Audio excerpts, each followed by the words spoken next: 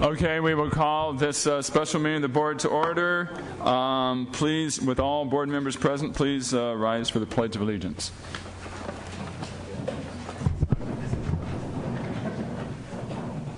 Ready, begin. I pledge allegiance to the flag of the United States of America and to the republic for which it stands, one nation, under God, indivisible, with liberty and justice for all.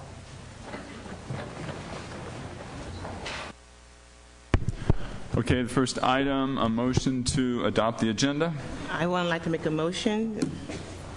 I move that this meeting be rescheduled for a later date to allow for proper review and response to the items given to us.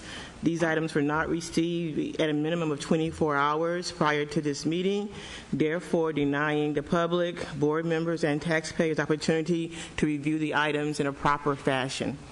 I understand that there's a timeline, but I think it's extremely important that we be able to review these items and get input prior to making such a important decision. Second. There's a second. What date? Any discussion? So would we still meet today and discuss these things and just not take action today, as you're saying?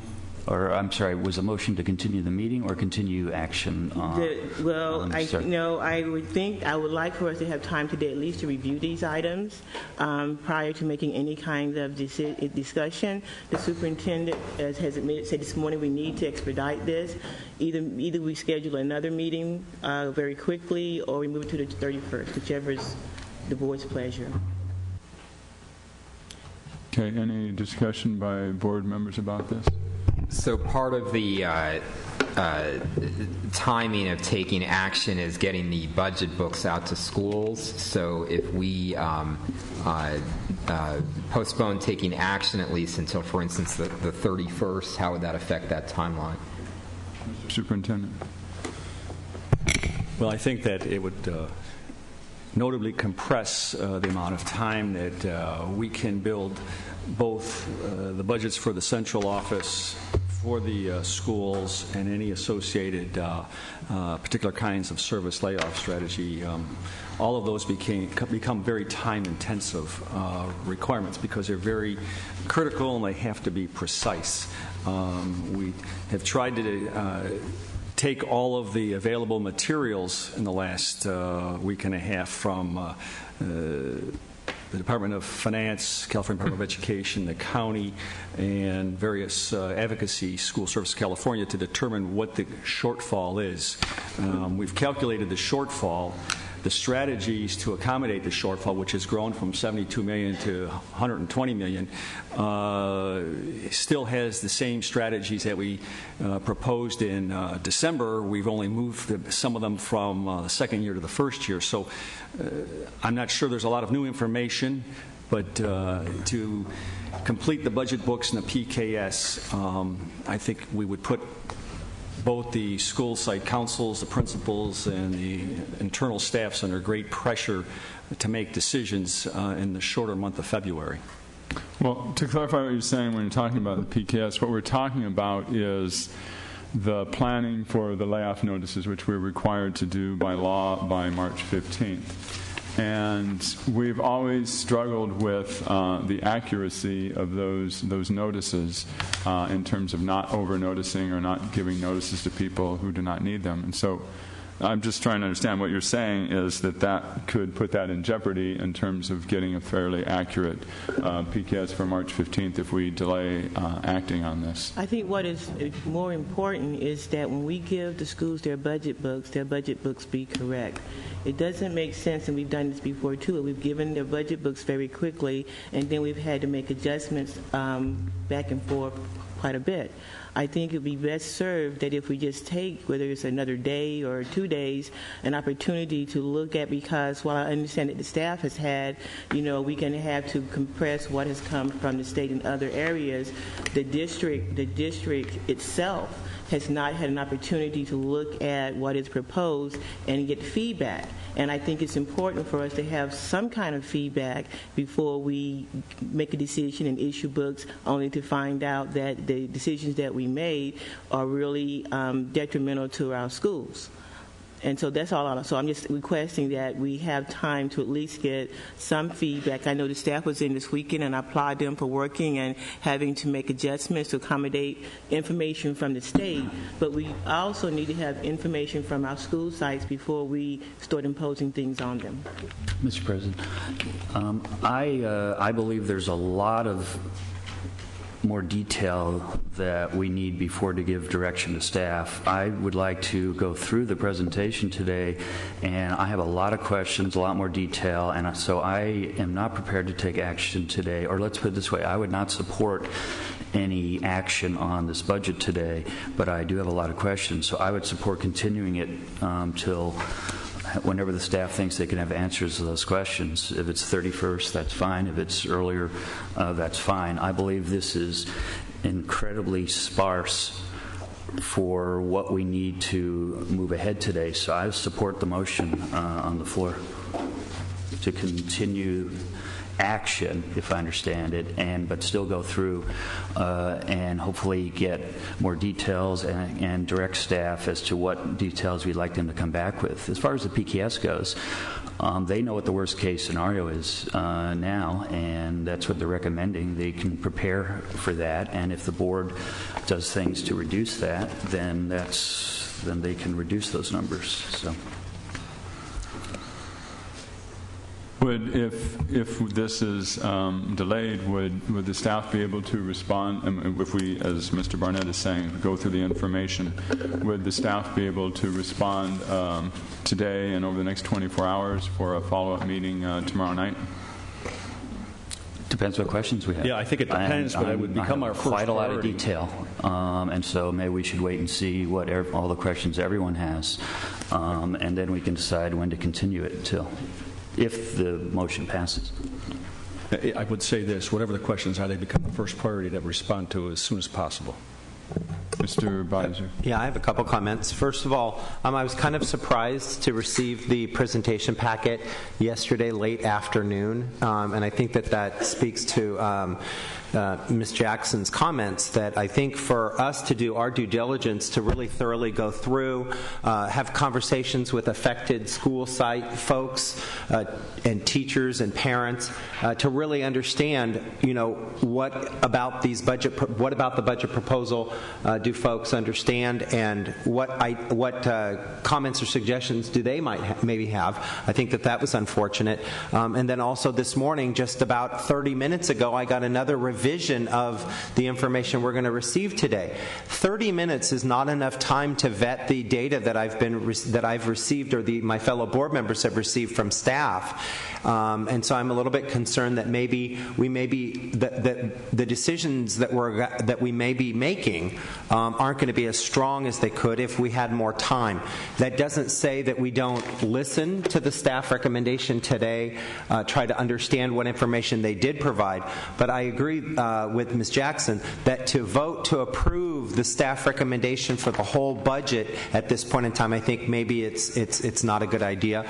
I do think that and hope that after the presentations we will have dialogue and discussions about what are the board's priorities for the school district, and have those priorities and criterion as articulated last year been used to inform the staff's decision making in this recommendation. So that's kind of where I'm coming from. But when Superintendent Koba just mentioned that if we delay, it's going to create a huge problem for the school district, then that's also a very strong concern of mine, because I don't want to do anything to undermine the staff's ability to run the school district. So I think we're stuck between a rock and a hard place right now. So what I think that maybe we ought to do is look at the presentation, ask questions, and then at that point in time decide if we want to move forward with the budget as the superintendent has asked, or then defer or table for a future date. So what you are proposing, Mr. Beiser, just so I understand, is that we have the presentation and I just want to see if I understand, and not decide right now about taking action or not taking action, but after hearing the information, making a decision about taking action or deferring action. Absolutely, yeah. I think that we need to listen to the information, ask questions, see if it, passes the smell test, and then at that point in time decide if we want to go ahead and adopt the superintendent's recommendations, or if we have future questions or concerns that we want to have the opportunity to go back to some of our schools and our clusters and try to get input before going forward. Yeah. But you're Call the saying, question. Oh, sir. okay, but you're saying that, just so I understand, as opposed to taking action right now to defer action, you want to wait until we've had the presentation.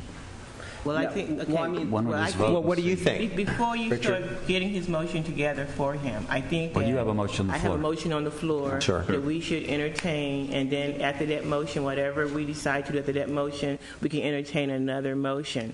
But I just think that it is critical because it's not just us. There are other people that did not have an opportunity to look and digest this document, and so for us to adopt something today, I think would be, would not give the full due diligence to the rest of the people, stakeholders that are involved and are affected by this. But the question has been called by Mr. Barnett, so let's vote.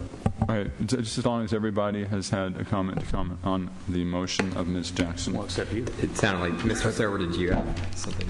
My only comment was if before we determine the length of time for a delay in the board taking action, that would the staff have an opportunity to get together for 10 minutes, 5 minutes to determine the impact of that on HR, on finance, so that we can give you wisdom as far as the impact of the timing of a delay, which we don't have right now. And so for the final comment, I don't support preempting taking action today as opposed to waiting until we hear the information and then deciding to take action. So please vote on the item.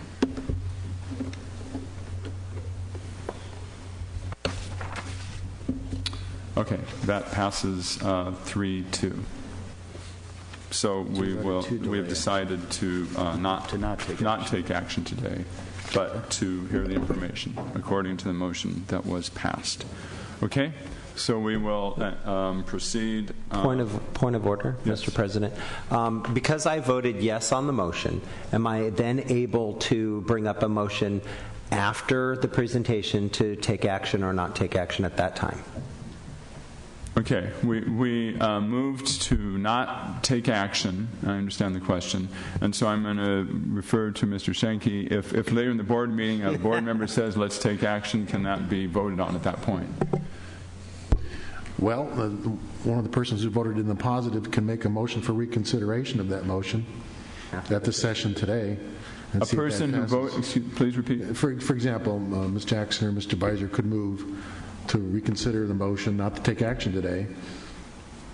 Or Mr. Burnett. Or Mr. Burnett, yeah, I'm sorry. There were three people. Okay. I missed the third person. I saw the three green lights. Pass 2-3. I'm at an angle here, so. Okay, so that's clarified. Okay, so Superintendent Koba, we will then proceed with the presentation. Thank you, President Evans. What we wanted to do this morning, the intention was multiple. One was we have not had a public discussion with the full board, community, and staff on the budget since the mid-December presentation of the first financial interim. At that juncture, we were telling all of our stakeholder groups that based on that information, and this is pre the governor's January proposed budget, that we had about a $72 million shortfall to balance the 12-13 budget and a little over $50 million to balance the 13-14 budget. In about 30 days from mid-December to mid-January, there has been a significant shift in information and impact on the district, and that's driven overwhelmingly by the governor's proposal for the 12-13 budget, which calls for a couple of key matters that would affect us. One, he is considering a flat-funded budget, and he wants to pursue a ballot measure which, if it does not pass, to increase revenue would require a $4.9 billion cut in education, which results in about a $50 million reduction for San Diego Unified. So that major change in budget development and a proposal has notably changed our shortfall demand for this year and next year. So for us, we want to present that information. First half of the presentation we will walk through very quickly to provide high-level national and state factors that then immediately drill down into San Diego Unified's specific challenges right now. We've done that from year to year so that there's full context as to why a shortfall jumps from $72 million to $120 million for factors that are not within our control. So we want to make sure that all the board and the stakeholders understand that. And then after we've talked to high level, spend the bulk of our time discussing the impacts on San Diego Unified and the kind of strategies that we want to consider. Now, much of the strategy solution set that is going to be discussed today is largely the same as the one that was addressed in December, with a couple of exceptions. We've moved some of the second-year solutions into the first year because our problem grew by $50 million. We've increased class sizes in order to accommodate the requirements. I need to note that over the last 4 years, as our operating costs have shifted to over 90% being in people, the largest percentage of our operating costs in the general fund unrestricted, which has been the target of the deficit reduction over the last several years, is on the campuses. A much smaller piece is in the central office or centrally managed activities. So there's this tension between trying to mitigate impacts on the campuses, yet over the last 4 years we've had to cut in every single area. And what we have today is our strategies, our options, but recognizing that we've tried to shelter or safeguard the campuses at every turn, we've reached the point where that's simply not possible. So Mr. Little is going to go through the strategies, some recommendations. There's also some discussion that has to occur about our Title I funding. That was one of the options that the board discussed and provided direction to me back in December. So I'd like to go through it. Certainly, I'd ask that the finance team record all of the questions that are required for follow-on discussion here, and at the end of it, respond accordingly to either testimony or to the board. But I would tell you, as Ron comes up here, we have looked at the data very, very much under a microscope over the last few weeks. The strategies that we are providing are the best understanding I have of how and where the funding would be to mitigate a new $50 million problem and try to move as much of the impact across the board and mitigate as best we can. Terrible trade-offs, but this is the information we have to share.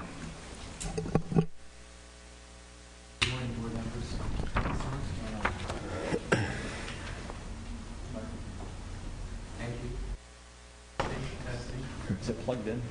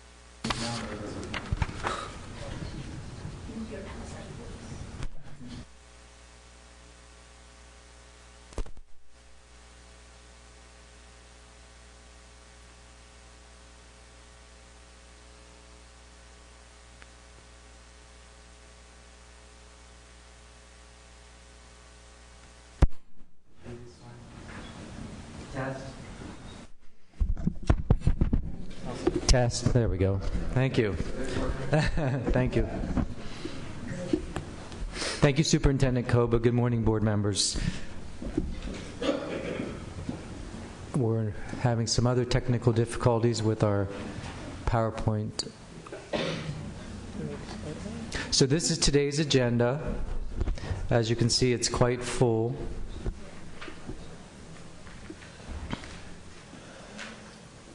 Could we go back one?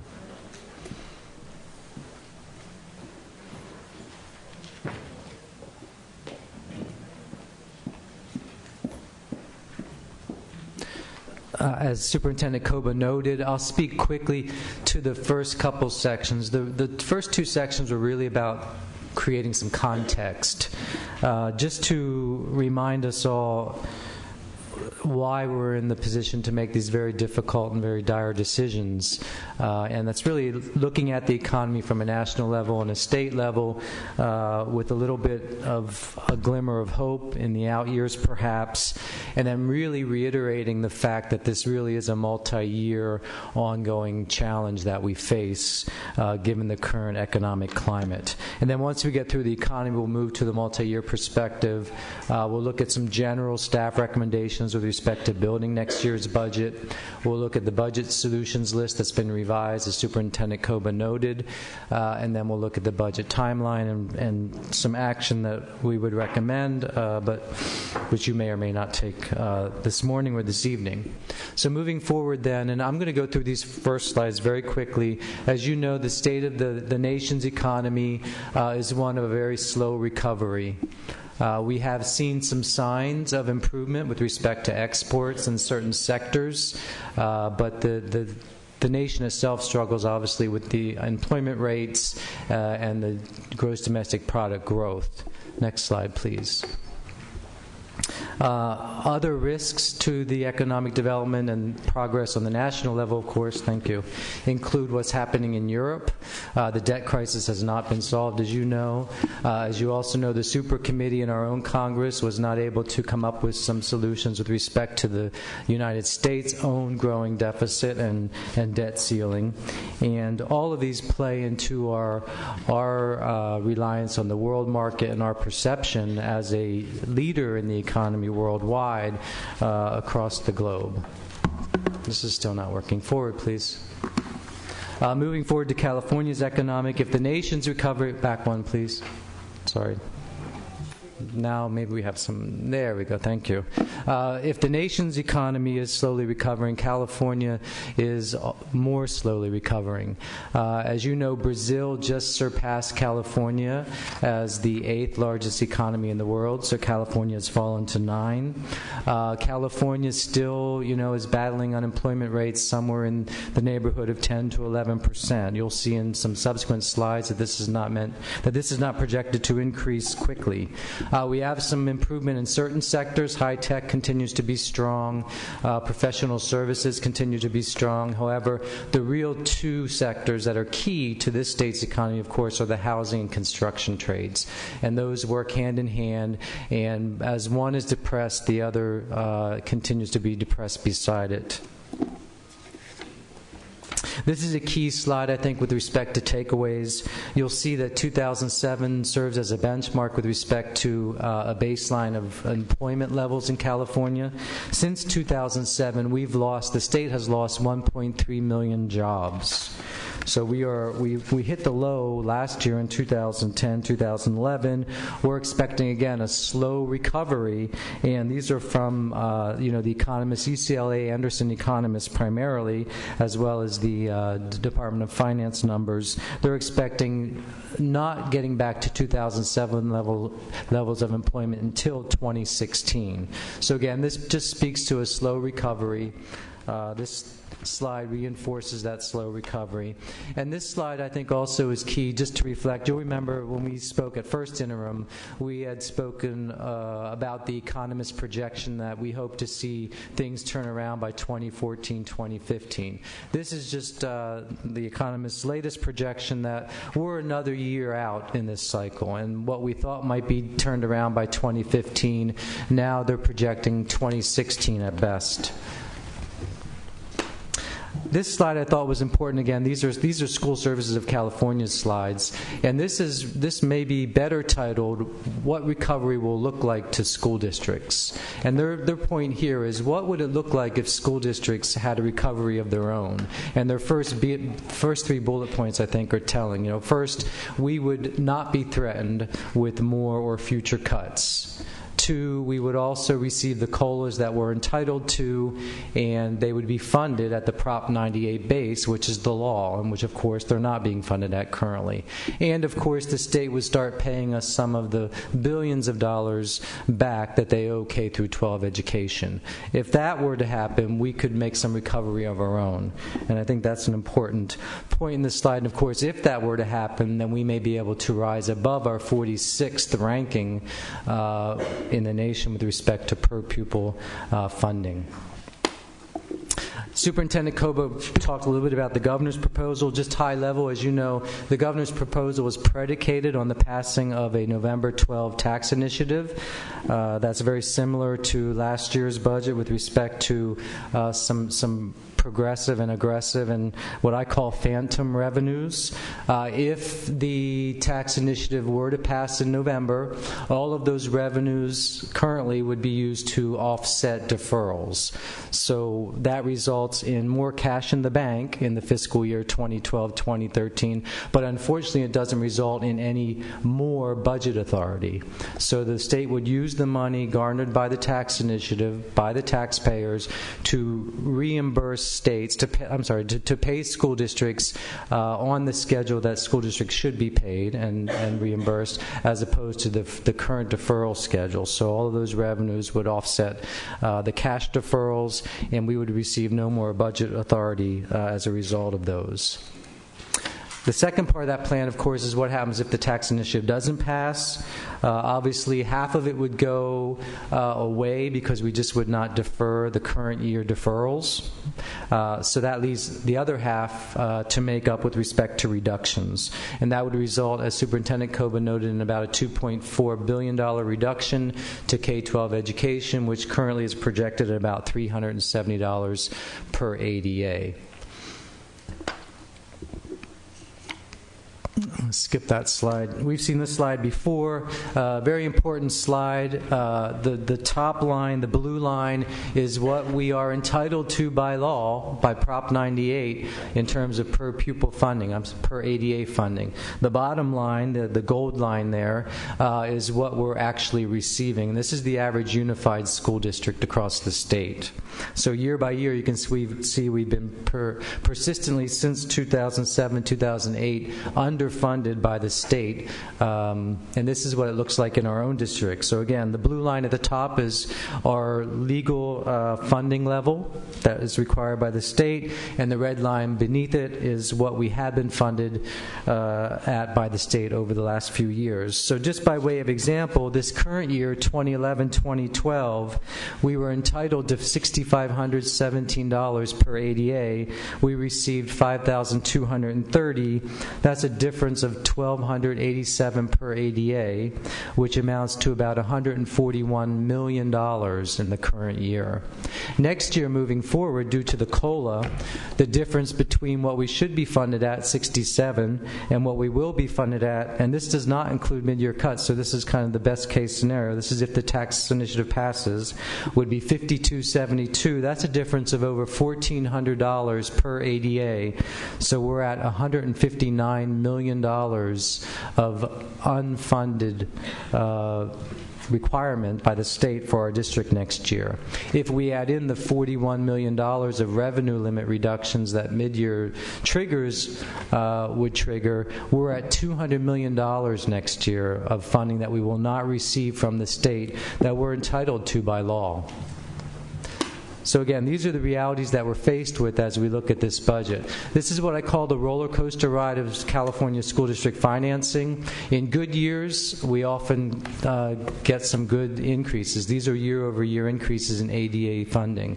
And in bad years, in the more challenging years, we usually take more difficult, more challenging cuts in those years. So you can see over the past 5 years, with the exception of 10-11, we've been consistently been receiving less funding year over year. And you'll recall in 2010, 2011, it looks like a 5% increase, but that was when the additional deferral schedules were put into place. So although it looks like a 5% budget authority increase, it was more like a 2.5% cash increase. And you'll remember that we did a lot of work with educating the community about the cash deferrals and how that impacted our budget. Two important slides coming up. This is certainly one of them, I think. This just shows the variance of California's per pupil funding or spending versus the national average. So the national average is that line, obviously, at around the 200 per ADA mark there. So this is how far does California per pupil spending differ from the national average. You can see in 5 of these years that go back to 69-70, in 5 years since 69-70 has this state been above the national average in per pupil expenditures. And you can see at the very far end, this past year, 10-11, we were close to $2,900 below the national average with respect to per pupil expenditures. And this is one more slide just with respect to spending and student achievement.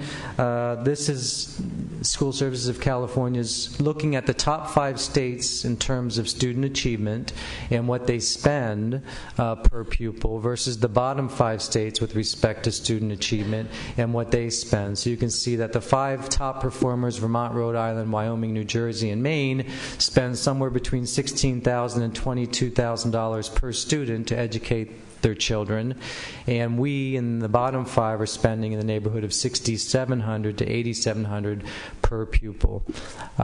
We were hoping to have time to make another slide to show the success that we're having as a district with respect to achievement levels. We didn't get there. If we had a little more time, we would certainly show that in spite of our funding, we are making some remarkable gains in achievement. So we hope to insert that slide and bring that back sometime in the future. All right, so moving on to what that means to us very quickly here. So we've seen the 2 scenarios. The first scenario is based on a successful tax initiative in 2012. If that tax initiative passes, which is a big if, of course, we're projecting, and the governor is projecting, and the LAO is projecting flat funding to school districts. Of course, we know that flat funding is not a good budget for school districts across the state. We have ongoing costs that continue to increase year over year. We have step and column costs that increase year over year. We have cost of living increases with CPI indexes and with our utilities costs that increase. I mean, just the cost of doing business increased 2 to 4% each year. We have no COLA that will be funded next year. So while flat funding may be good in other industries, in this one it certainly is, it doesn't keep up with the cost of doing business. Of course, flat funding is not really flat. As we know, the governor's proposal also, regardless of the tax initiative passing or not, is proposing to do away with all state-funded transportation. So this year, we're going to take about a 50% hit, right, to the funding we receive from the state, which is a little over $9 million. This year, we will lose half of that. We knew that. That's from this year's mid-year reductions. Next year, given the governor's proposal, regardless of the tax initiative, we'll lose all of that $9 million. So flat funding is not flat. We're going to lose the transportation funding unless something changes. There's some talk in some trailer bills, which we can talk about a little bit later. That's the first scenario. Again, successful tax initiative by the voters. The challenge, of course, with that is the timing. So this slide just shows you that we may not even know till June 28th. June 28th would be the last day for the initiative to qualify for the ballot. So those that are pushing for this have until June 28th to put that on the ballot. We, on the other hand, have to submit something to the county with respect to next year's budget by June 30th. And as you know, it takes a lot of work and a lot of time to put that budget together, at least 3 weeks of solid, work with respect to inputting the data and vetting it through you. So we really will have, we'll bring to you, I believe, on June 23rd or June 25th, prior to us knowing perhaps whether or not the initiative makes it on the ballot, a budget. So again, timing, as we saw last year, is very challenging and makes our job even more difficult as we move forward in developing next year's budget. So the other scenario, of course, really is the alternative. What happens if the tax initiative A either doesn't make it to the ballot, or B is not successfully approved by the voters? Then we have some mid-year reductions again that would go into effect January 2013. And both the Department of Finance and School Services of California calculate these mid-year reductions at about $370 per ADA. So that would amount to about $40.5 million of ongoing reductions from our revenue limit. Superintendent Koba noted $50 million earlier, and we just take the 40.5 and add the 9 point something of transportation. We get very close to that $50 million number for next year. So again, we know that we're hit $9.2 million for transportation. If we get mid-year reductions, is another 40.5. That takes us to about a $50 million hit ongoing moving forward. That's the equivalent, as you know, to about 3 weeks of school, and that's one of the governor's talking points is talking about how schools could mitigate this impact.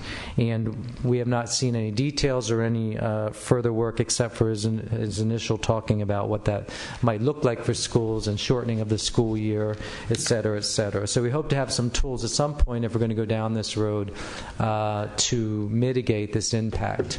This will also be the scenario, just as last year, that the county will require us to accept and to adopt as we move forward with next year's budget development. So again, the county is not going to allow school districts to build their revenue budgets on uncertain revenues.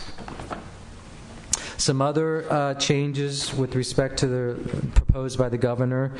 We don't see any new revenues coming to school districts as a result of this budget. I think that's consistent with what School Services of California is saying, and that's consistent with what the Department of Finance is saying. It's also consistent with what School Innovation and Advocacy is saying. SINA is another advocate for schools. The governor's proposing no funding for transitional kindergarten. In his proposal, he's also proposing the removal of that mandate. Of course, it is the current law, and so we're left with that risk assessment, right? So we are mandated to achieve it, yet we are not funded currently in this proposal. So what will happen to help mitigate that risk? That's a question that we'll continue to explore. And if I could intervene, it has us caught in the middle here because we have stood up 8 of these transitional kindergartens this year. There are upwards another 80 to do, and a law yet to be changed, and a governor who's saying we're not going to do it. So it's gridlock as to what do we do at this point in time. We also have, as you know, the governor's proposal is really a major change, a significant change in the way that the state funds the school district, and that is through the weighted student formula, which again is the state's attempt to increase the amount of flexibility that school districts have over the amount of resources they're getting from the state. So in this model, we would put some of our categorical or our restricted funds into a big pot. Those would include EIA money, class size reduction money, and it excludes others like special ed, obviously. And we would use those funds to sort of shore up the pot and then create a formula to distribute that money across the state to school districts with more flexibility in how they use those funds. We don't anticipate there'll be winners and losers probably, although we haven't seen a lot of details. We have a general idea of what the formula looks like. We have not seen all the details related to that formula. All of the advocates and all of the consultants and all of the experts are saying that there will be winners and losers. For us, we think that it will be cost neutral at best and perhaps a little bit of a funding loss. But we have no way of knowing right now until we get some more details. And that leads us into the unanswered budget questions Ron, that we mark on this slide. Would you go back to the previous slide and talk about your bumper sticker at the bottom? Oh, I'm sorry. Thank you. Critical. Thank you for that reminder. The other piece, of course, with the action that the Supreme Court took with respect to RDAs, there was a lot of enthusiasm or excitement about the fact that school districts will receive some more funding because all those property taxes that in the past had been diverted to RDAs would go now back into the state's general fund, reducing the amount of state aid that the state had to pay districts, and ideally give their general fund some relief so they could find some more ways of giving school districts money. Unfortunately, that's not the case. The governor himself said that he took into account all the RDA ins and outs as he developed his budget. I think that the number I saw was that they wouldn't recognize any new revenue in 12-13 and moving forward about $1 billion a year. And the governor said that he built this projection into his budget proposal and that school districts would not receive any further additional funding as a result of simply RDAs being eliminated. Can I answer very quickly on that? Yeah, I didn't mention at the beginning as far as holding the questions until the end, except for 10-second clarification questions, so we don't get into discussions. But if there's like a line that's not clear. Do we anticipate that this will affect our current revenue sharing agreement with CCDC? I'll defer that to our general counsel, if I could. Mr. Barrera, no, not in the respect of the governor's budget, but obviously with the elimination of redevelopment agencies and the creation of the new commissions, the answer is we don't know, but we certainly have a valid continuing obligation that they were required to pay to us. The question is what it's going to look like and when we're going to get it. I think that's the issue. But it's slightly different than the governor's budget issue. Okay. And that's obviously a pivotal point to our budget solutions list, which we'll look at a little bit later. So a few more unanswered questions that we're hoping to get some clarification on soon, and certainly hopefully by second interim, but probably more likely not till the May revise. So there's some talk of the state using as a baseline this year's CSR revenues and putting that in the flexibility pot. And to the extent they do that, it will benefit those school districts such as ours that currently have low class sizes and have been fortunate enough to keep them there and have been receiving decent amounts of CSR revenues. It all depends on how the formula spreads that money out to the extent of how much we benefit from that. We've calculated, based on the class sizes on the solutions list, we would lose $11 million approximately in class size revenues next year. And if this proposal were to happen and those CSR revenues were grandfathered in, we could see some of that return to us. Again, it's just a matter of how that falls out in the weighted student formula. I believe there's also some talk about pulling those CSR revenues out of the weighted student formula, which would probably prove more advantageous to us. So again, the trailer bills that are going to come out in the next couple of weeks hopefully will provide a little bit more clarification on that. Again, we haven't seen the weighted student formula details with respect to how that's going to be distributed. That's a big question mark in our mind. There's some talk with respect to taking the transportation reduction and instead of hitting transportation directly, turning it into a per ADA revenue limit hit. What that would do, if that were applied statewide, that would spread the pain around. So right now, districts that have transportation, such as us, we suffer disproportionately compared to other districts who do not have transportation. So the state, if they were to take a revenue limit approach, basically would take the number they need and spread it out to all school districts. So we would suffer less, but other districts obviously would suffer more who don't have transportation currently. And I think this is really an option being considered because of how devastating an impact this has on the rural districts, where transportation is pivotal to their movement of kids. And right now, as Ron says, it's hitting us disproportionate. It is even magnified in places like Ramona and Julian. Mm-hmm. So I think the number that's been bantered centered around is about $55 per ADA. So if that were the case, as opposed to a $9 million hit, we'd be somewhere around a $5.5 to $6 million hit. So there's a little bit there. So we're still waiting. There's a plus or minus, probably $10 to $15 million. Either way, we feel that we know enough about the big numbers to propose the recommendation that the superintendent and staff bring forward this morning and this evening, but we want to recognize that there are still some unknowns.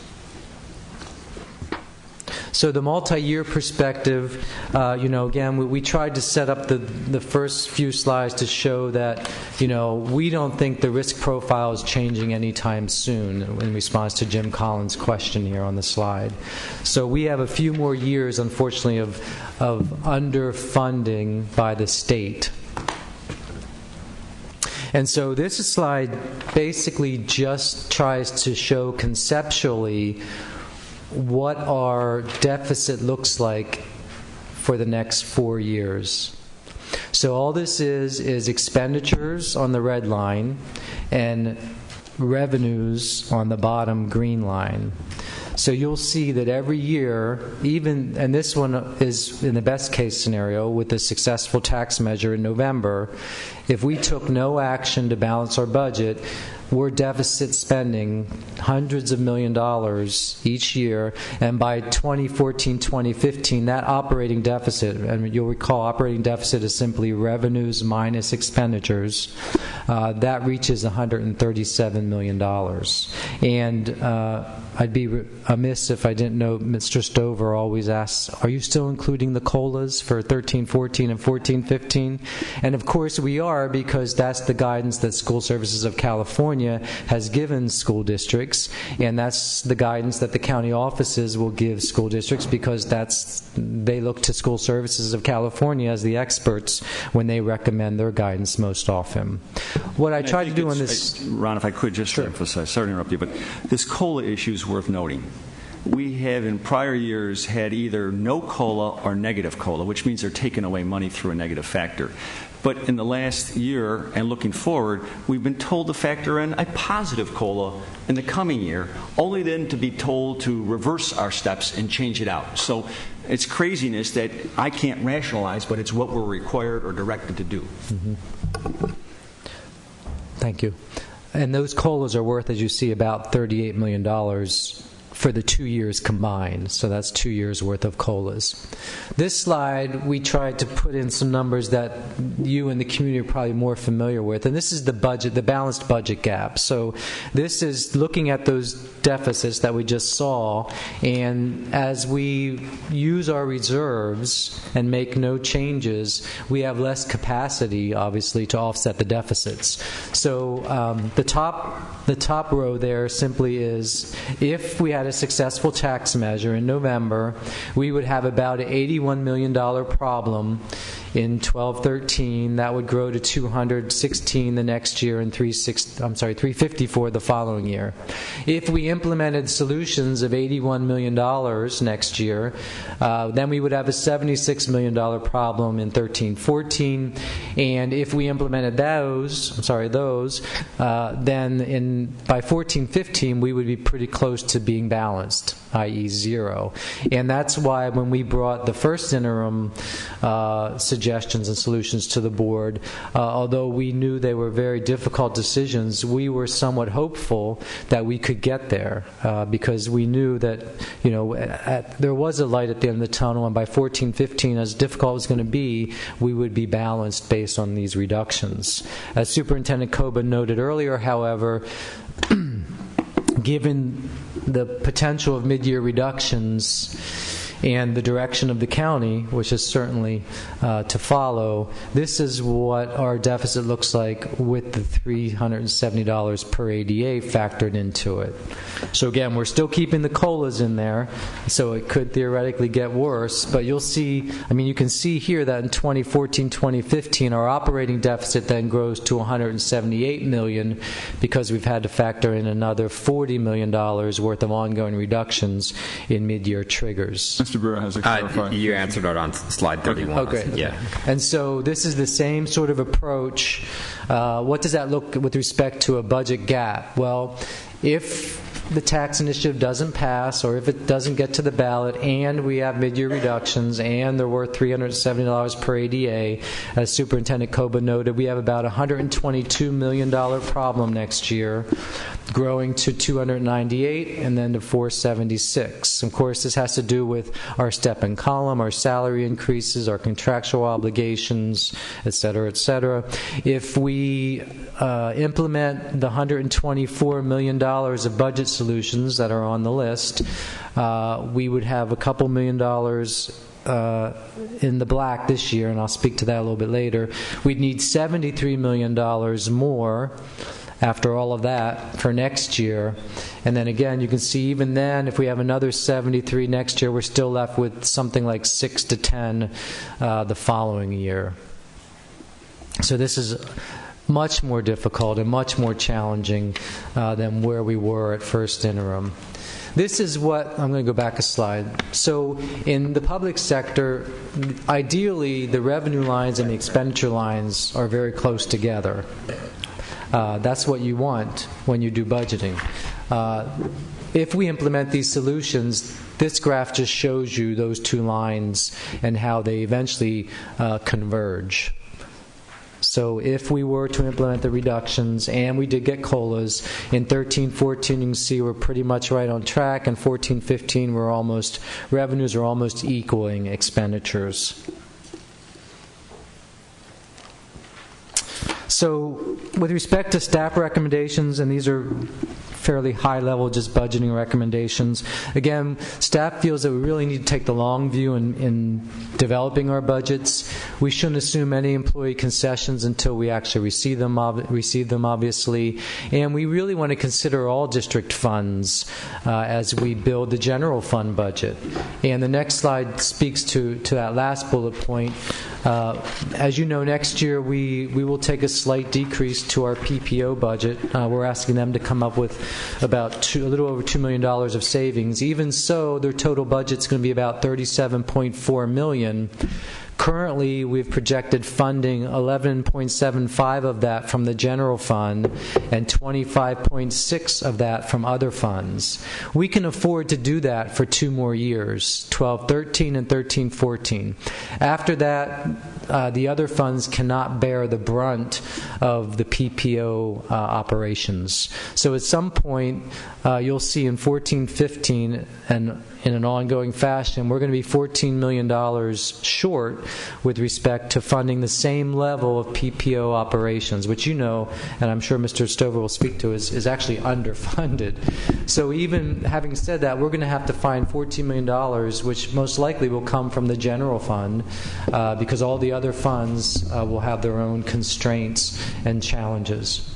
If we followed, on this slide, if we followed the generally accepted metrics in school districts based on our square footage and on the value of our property, that number would be about $92 million a year.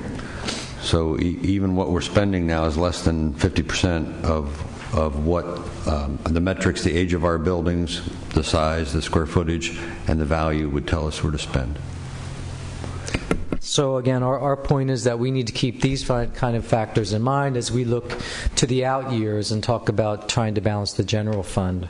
The second recommendation is to maximize, to the extent possible, our ongoing savings.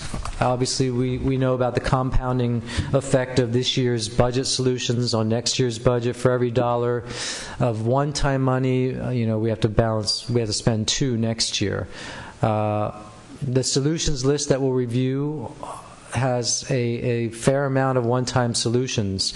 I think that staff really grappled with how much more ongoing reductions we could find next year and still operate at a level that we felt was not more detrimental to the students in the classrooms. But of course, depleting our one-time fund, our one-time monies, our one-time funds are very challenging and very concerning, especially with respect to alternative liquidity and being able to have the capacity to borrow internally because of the deferrals, as well as for the financial markets, which we'll talk about in a minute. To that point, we put this slide in here just to make the point that, Fund 40, which has been a favorite fund to go to lately for options, is also deficit spending.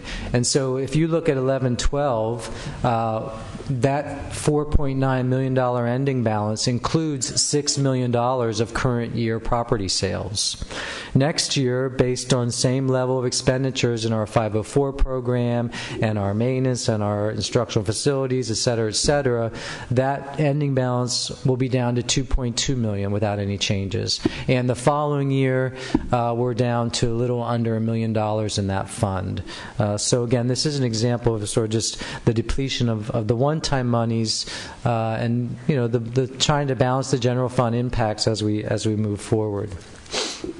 The final staff recommendation with respect to budgeting, of course, is just to try to shore up our cash reserves and as to the extent possible. The more reserves we have, the better our cash management acumen and flexibility. The less money we have to obviously borrow from the financial markets, which will reduce our interest costs. The credit ratings agencies are very interested in having a prudent amount of reserves, so that if in the event that we need to fall back on them, we can fairly easily.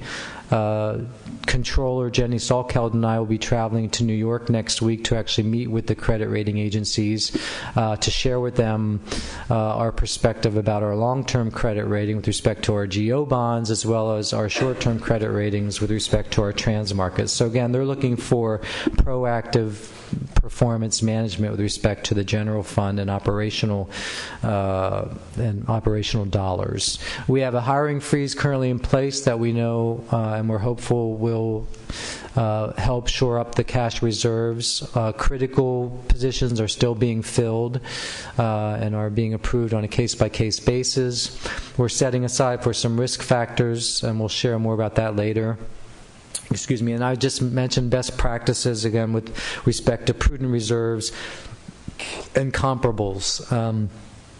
And we'll have to bring back to you what other large urban school districts have with respect to reserve levels, so that you can gauge better. Here's where we anticipate being at the end of this year, 4.5%. And the way the state measures reserve levels, I think, is crucial. The state says your reserves are a percentage of your total general fund expenditures. So it's not just the unrestricted piece. They also say you have to include all that money that you're spending on the regular routine maintenance and special ed and all of the restricted side of the house. So the $45.2 million represents 4.5% of our total general fund expenditures.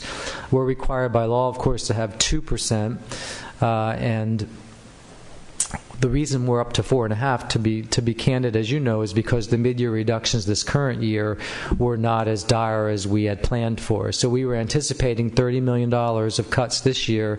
We set aside that amount of money in the reserves, and then, as you know, the governor took a pass on that and pushed it down the road, so to speak, and that's how we're at 4.5%. Next year, based on all the numbers and all the data that we're sharing with you this morning, we'll be down to about 3.2%.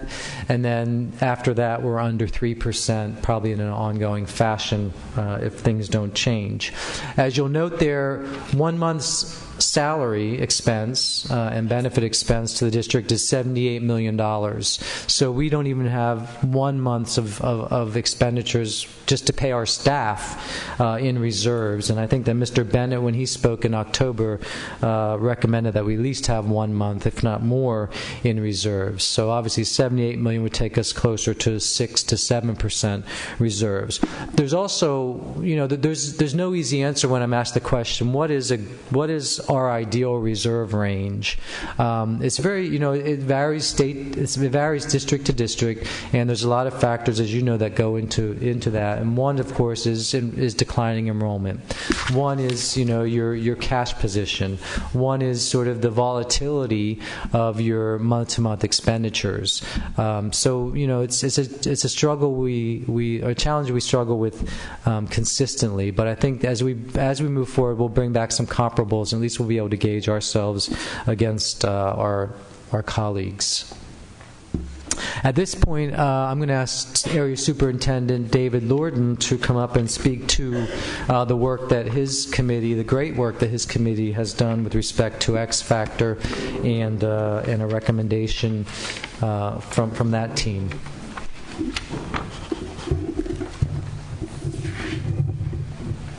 Good morning.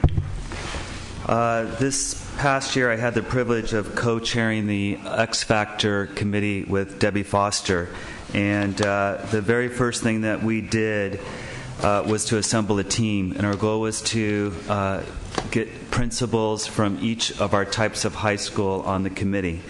So for the atypical, Cesar Alcantar was asked to be on the committee, and these people were asked and agreed.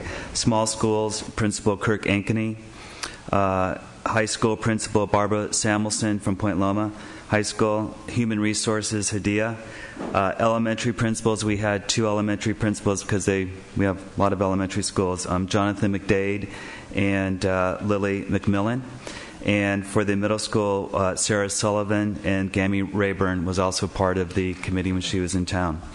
One of the very first things that we did as a committee was to look at what happened for this year's funding, and we put out a survey to all of the principals and asked them very first what worked and what didn't work with this year's Factor X. We collected that data and learned from them that they, pretty much in a nutshell, they liked the flexibility that the X Factor gave them.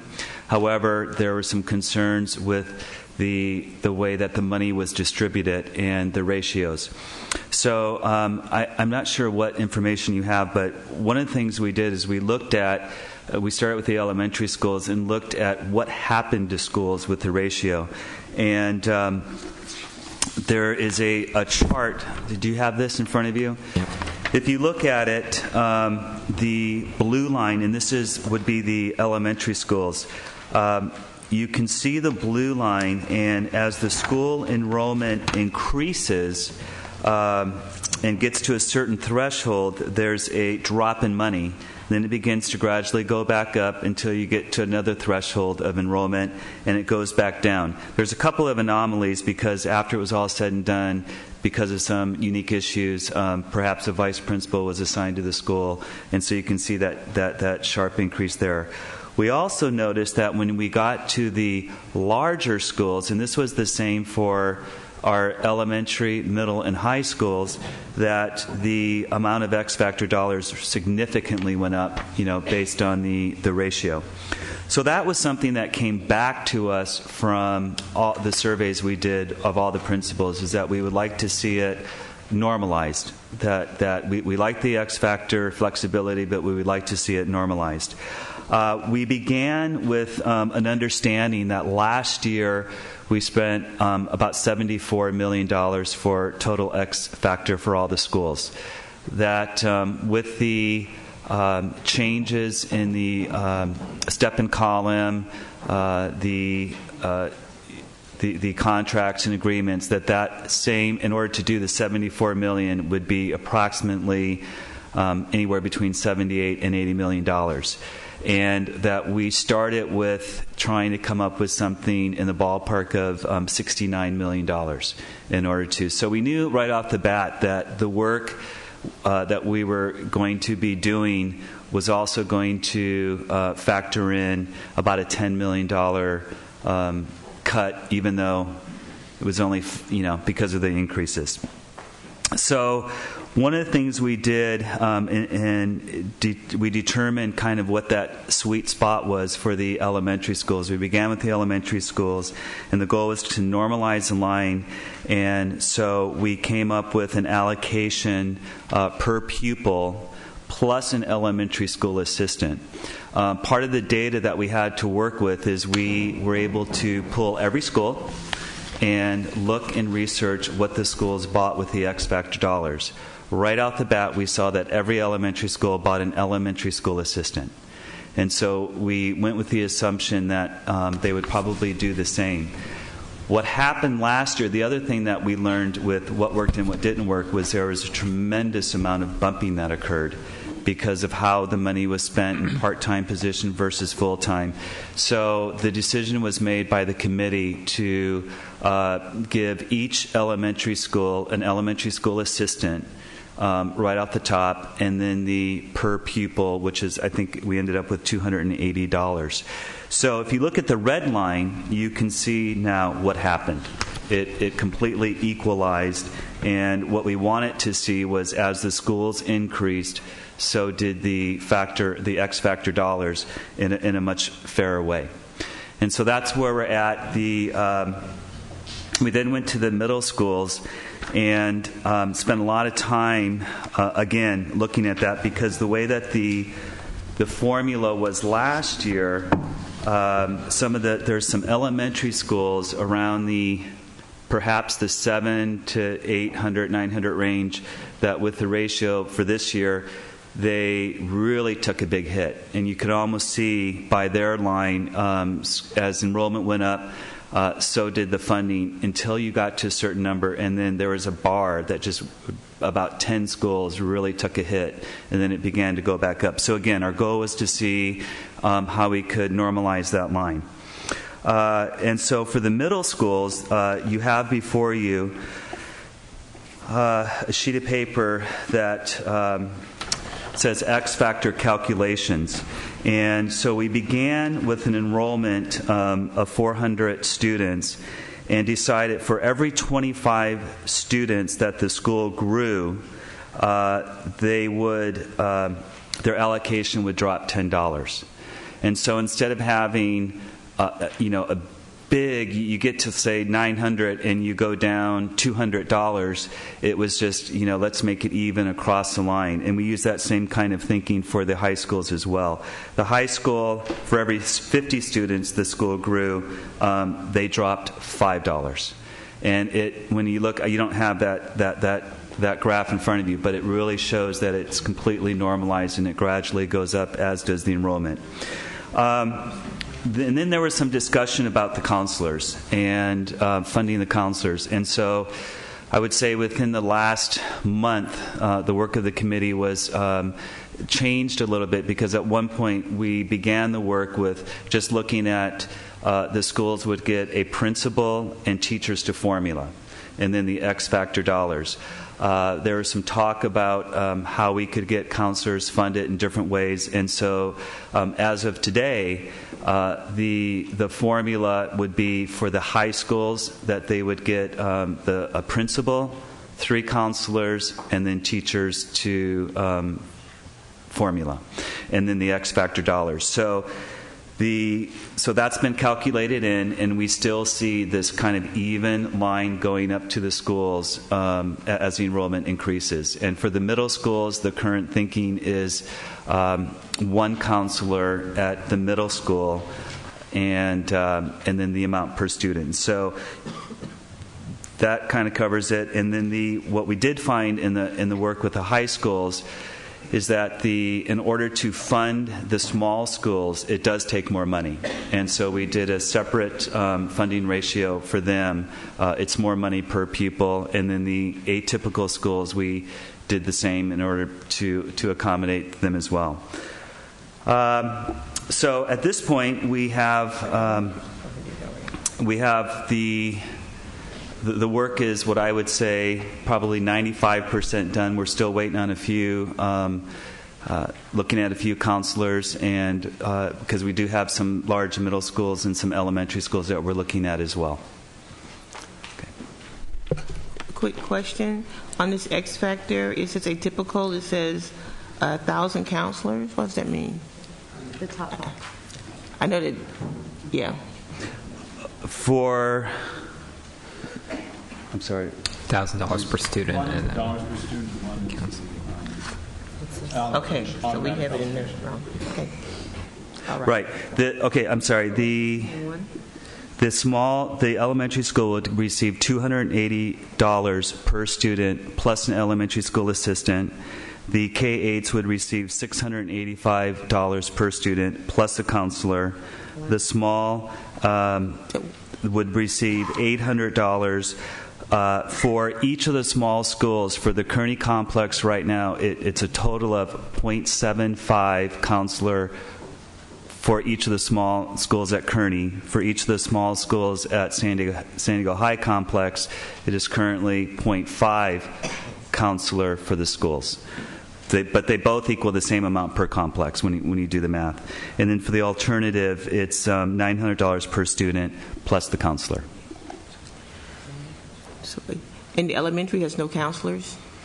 Right now, there was a discussion this morning to provide a counselor for Zamorano and Porter because the large numbers. So that was the latest discussion this morning. But otherwise, the elementary school would have centralized counseling district-wide. I believe to the number of 2, if I'm correct. And they could use their other funding sources to provide counselor if they needed it. Thank you. Any other questions? We're going to take questions at the end.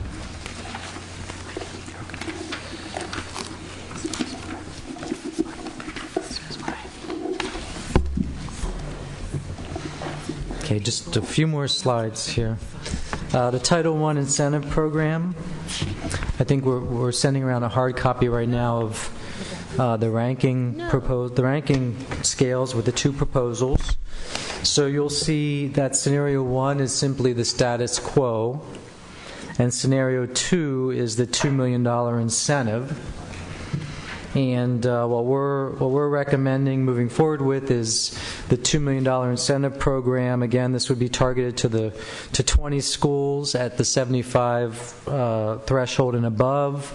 We would use about $1 million from the central office funds and another $1 million from the 40 to 74 FRPM schools. And we'll create a team to create some criteria and an application process for the competitive grant. And we're a little concerned, well, I am from the fiscal side, about our allocation next year for Title I. So I think our proposal would be to set aside this $2 million until we receive from the federal government our actual entitlement and our award for next year. We're hopeful that it is at least this year's level, if not more. And if that's the case, as soon as we got notification that that's the case, then we would start implementing the $2 million grant program. If for some reason we learn that there would be less funding next year, we would use some of this to offset any reductions in Title I funding moving forward. A clarification, Mr. Burr. So on the first page of this, for instance, all of the schools here are well above the 75% threshold, and yet it looks like these schools lose some money from scenario 1 to scenario 2. Right. That's because I believe that originally, because we had nowhere else to put it, we took the $875,000 from the central office and put it into the schools. Oh. So scenario 1 is actually status quo plus $875,000. Is that correct, Ron? Yes, thank you. So you'll see as we move to the other scenario, they're going to lose that because it's being used for the $2 million incentive. Okay. Yeah, I think it would be helpful to just do an actual status quo scenario. How much money they're, for instance, getting this year.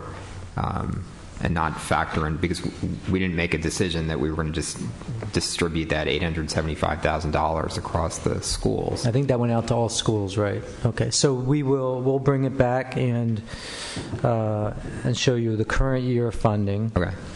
Yeah. Okay. Okay. Okay.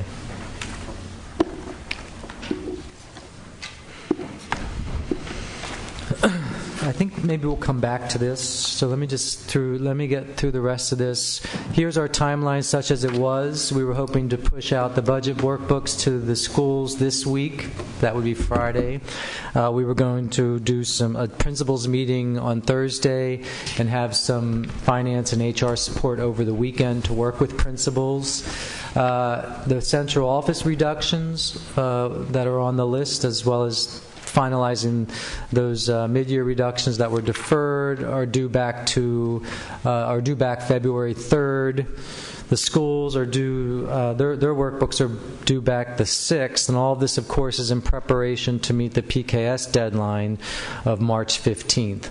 On March 13th, we'll bring the second interim presentation to you, and by then, as you know, we'll need to have solved the second year, the 12, 13, 14 solutions list for the county, or at least have a good idea how we're going to do that. And June 26th is the actual date of the budget adoption that we would bring to you. This would be the action. So we're going to go back. Melissa, maybe if you wouldn't mind pulling up the solutions list, that'd be great.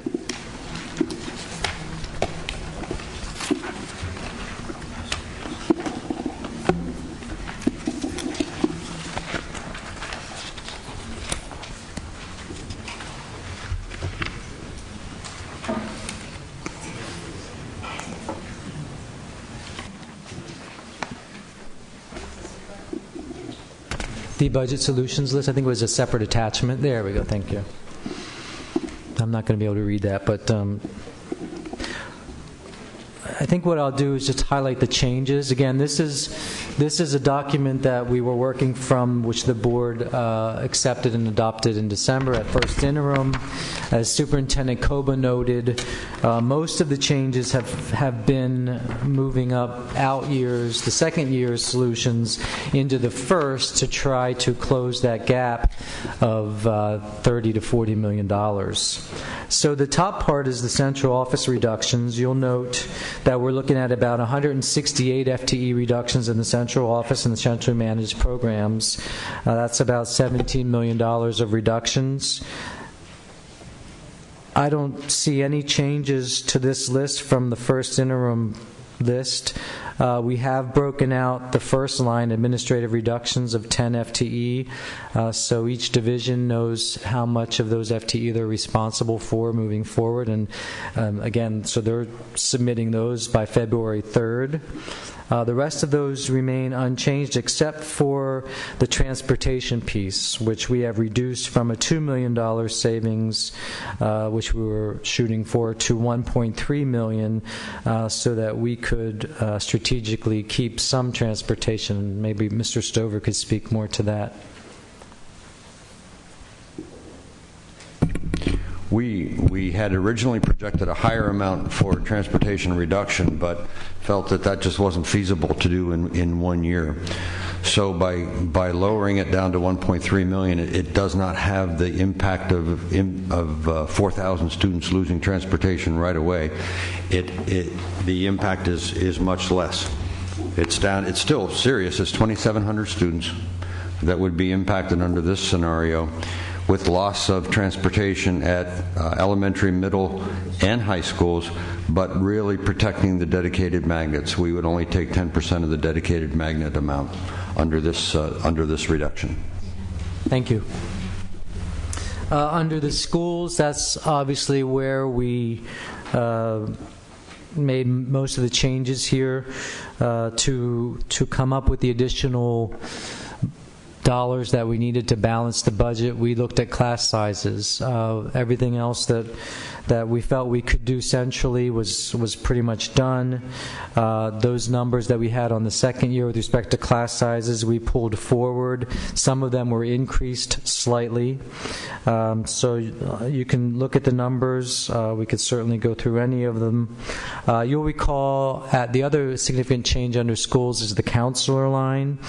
Originally at first interim, I believe we were anticipating moving the counselors into Title I or some other categorical money, and we projected saving about $12 million worth of counseling costs to GFU. We're now proposing that we not spend any of the Title I dollars to fund centralized counseling. Schools can certainly use their Title I allocations to support and augment the counseling. Keep it in the GFU. We're maintaining about 85 FTE of counselors centrally. That's worth about $8.3 million.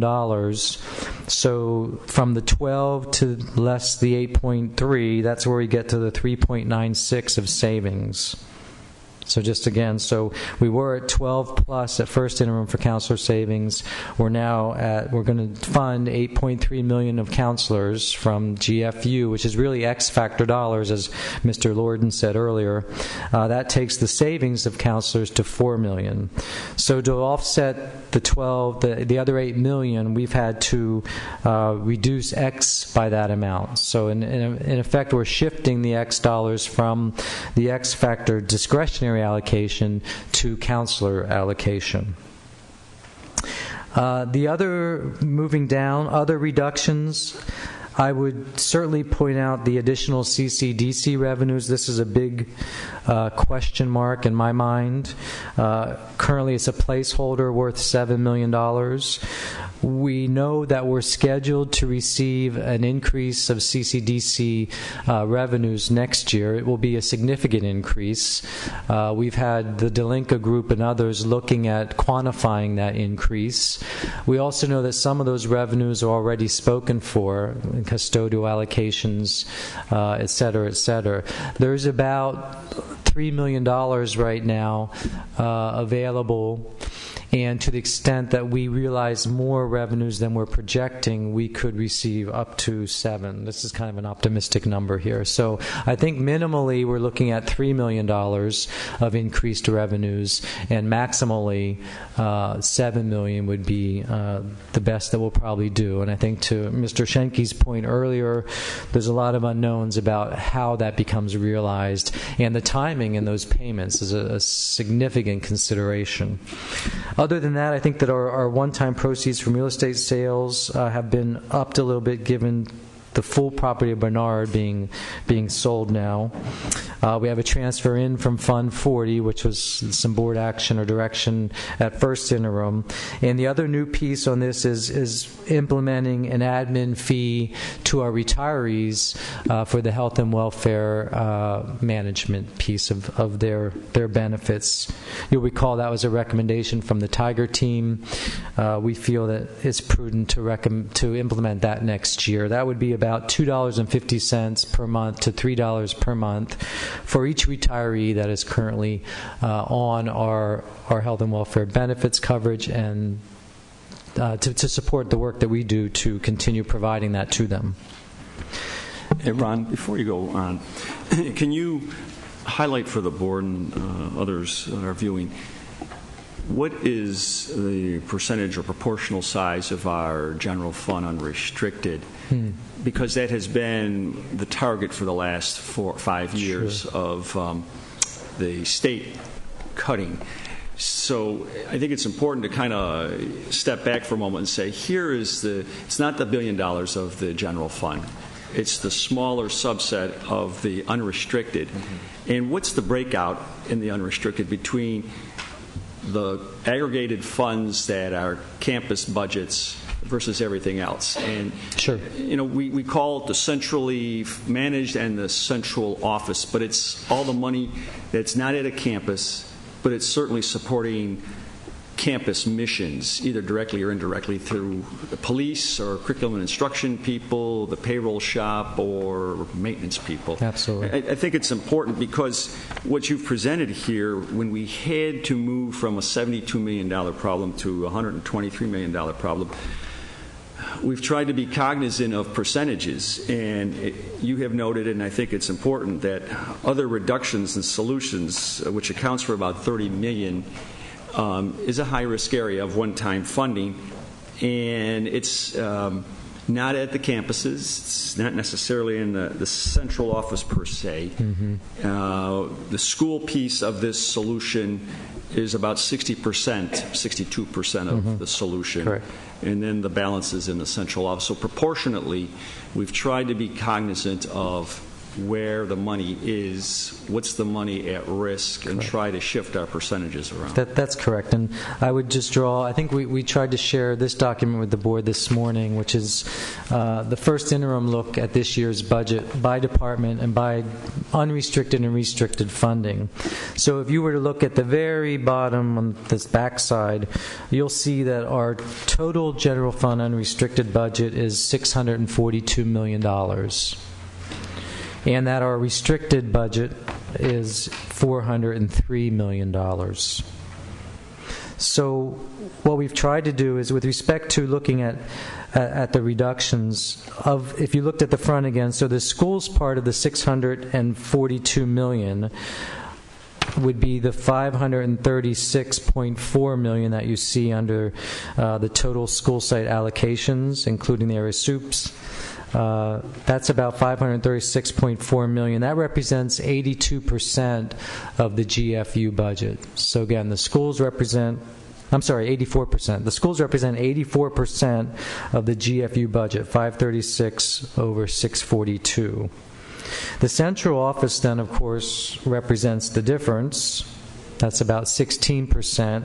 However, if you factor out the fixed costs of such as utilities and trans expense and insurance, Larry's big cost area, the central office true budget is closer to 10 to 11%. Having said that, turning to the solutions list, if we let's back out those one-time solutions because they kind of skew the numbers. If we take out the $30 million of the one-time solutions and look at what's left, schools are impacted at about 80% of that solutions list, and the central office is impacted about 20% of that list up there. So again, and this is on top of obviously the central office reductions last year that ranged, on average 14 to 15%, and in other areas, I think in Phil's area up to 38%. And if you deduct not the centrally managed program, just the central office, what is it? Because those are two different things. And I think when you say 20% for the central office, you're including both those things that go out to the school site and those things that don't. And if you look at the list that you gave us, quite a number of those things are things that go out to the school site. So it's not 20%. It is less than that. It's managed. When you say central office, yes, 20%, but those that are managed that go out to the school site, police services, counselors, those things go to the school. So that should not be included in your 20% that you're saying for the central office. I'd have to run the numbers, but if just looking at the list here, it looks like there's three, it's a proportionate share. There's about $2.5 million of just the admin support, and then there's $14.7 million of the centrally managed support. So I haven't done that calculation. I have to do a calculation of the proportionate share of the central office budget versus the centrally managed budget. Okay, because it looks like it's like 20 people here on one list. Out of the 168 for the central office, only 20 is administration that is here at the central office. The other 148 are centrally managed site support. Yes, and I would just note that if you look at the additional classified layoff, the very last line under that, additional classified layoffs of 40, 3.75, some of that list is also under the central office. We didn't break it out. And also similarly was the mid-year vacancies, which were not reflected on here.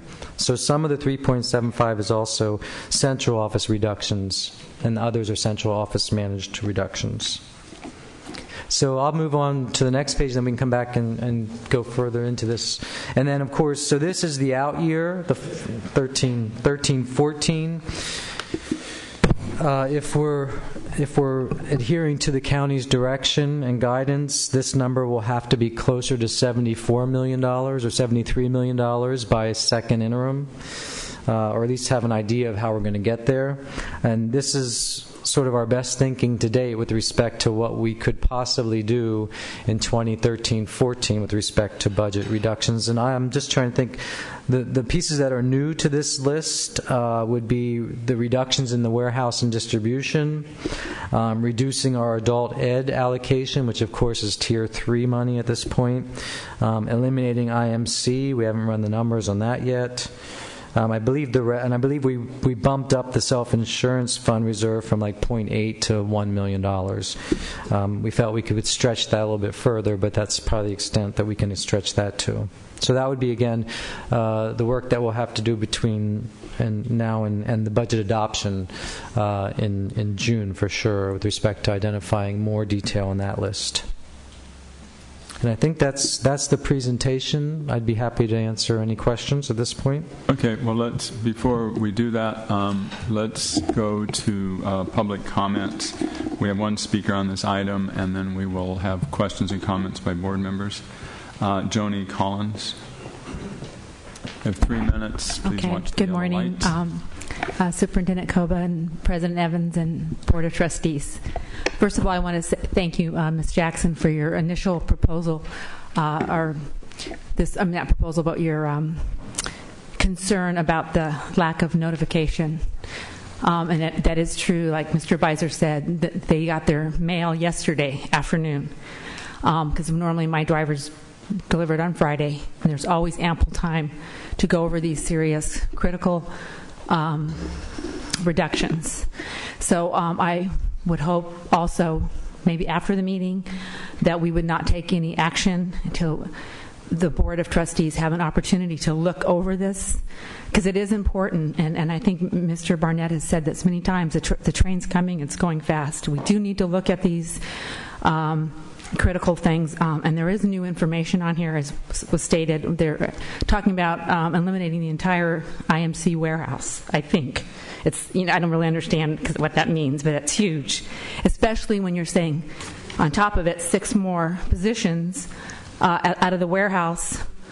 What is that? Who are they?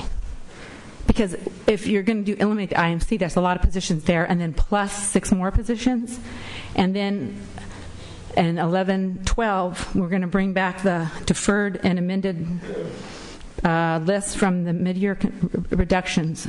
Already lost 2 stock clerks in that group, and a truck driver was on that. We're bringing that back on. I'd like to know what those 40 positions are. Well, who are they? There's people to these FTEs. We need to consider, in the loss of the IMC warehouse, those, I don't know how many have visited the IMC, a lot happens there. We got to remember the Williams compliance.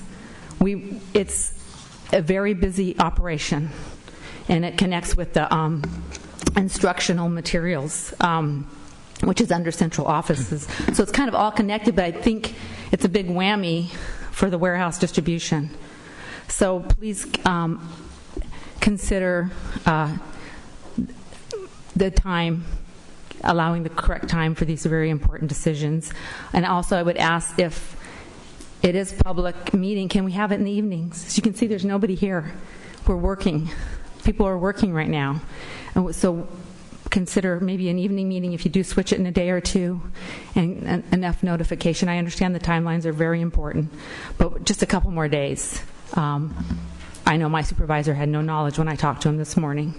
And I also, lastly, X Factor recommendations, as hard as they've worked, I don't know. The X Factor seems to trickle down to our department. I don't know if my supervisor or directors are involved in these decisions. I'd like to see some more OSS folks, because if it affects us personally. Thank you for your consideration. Citizen.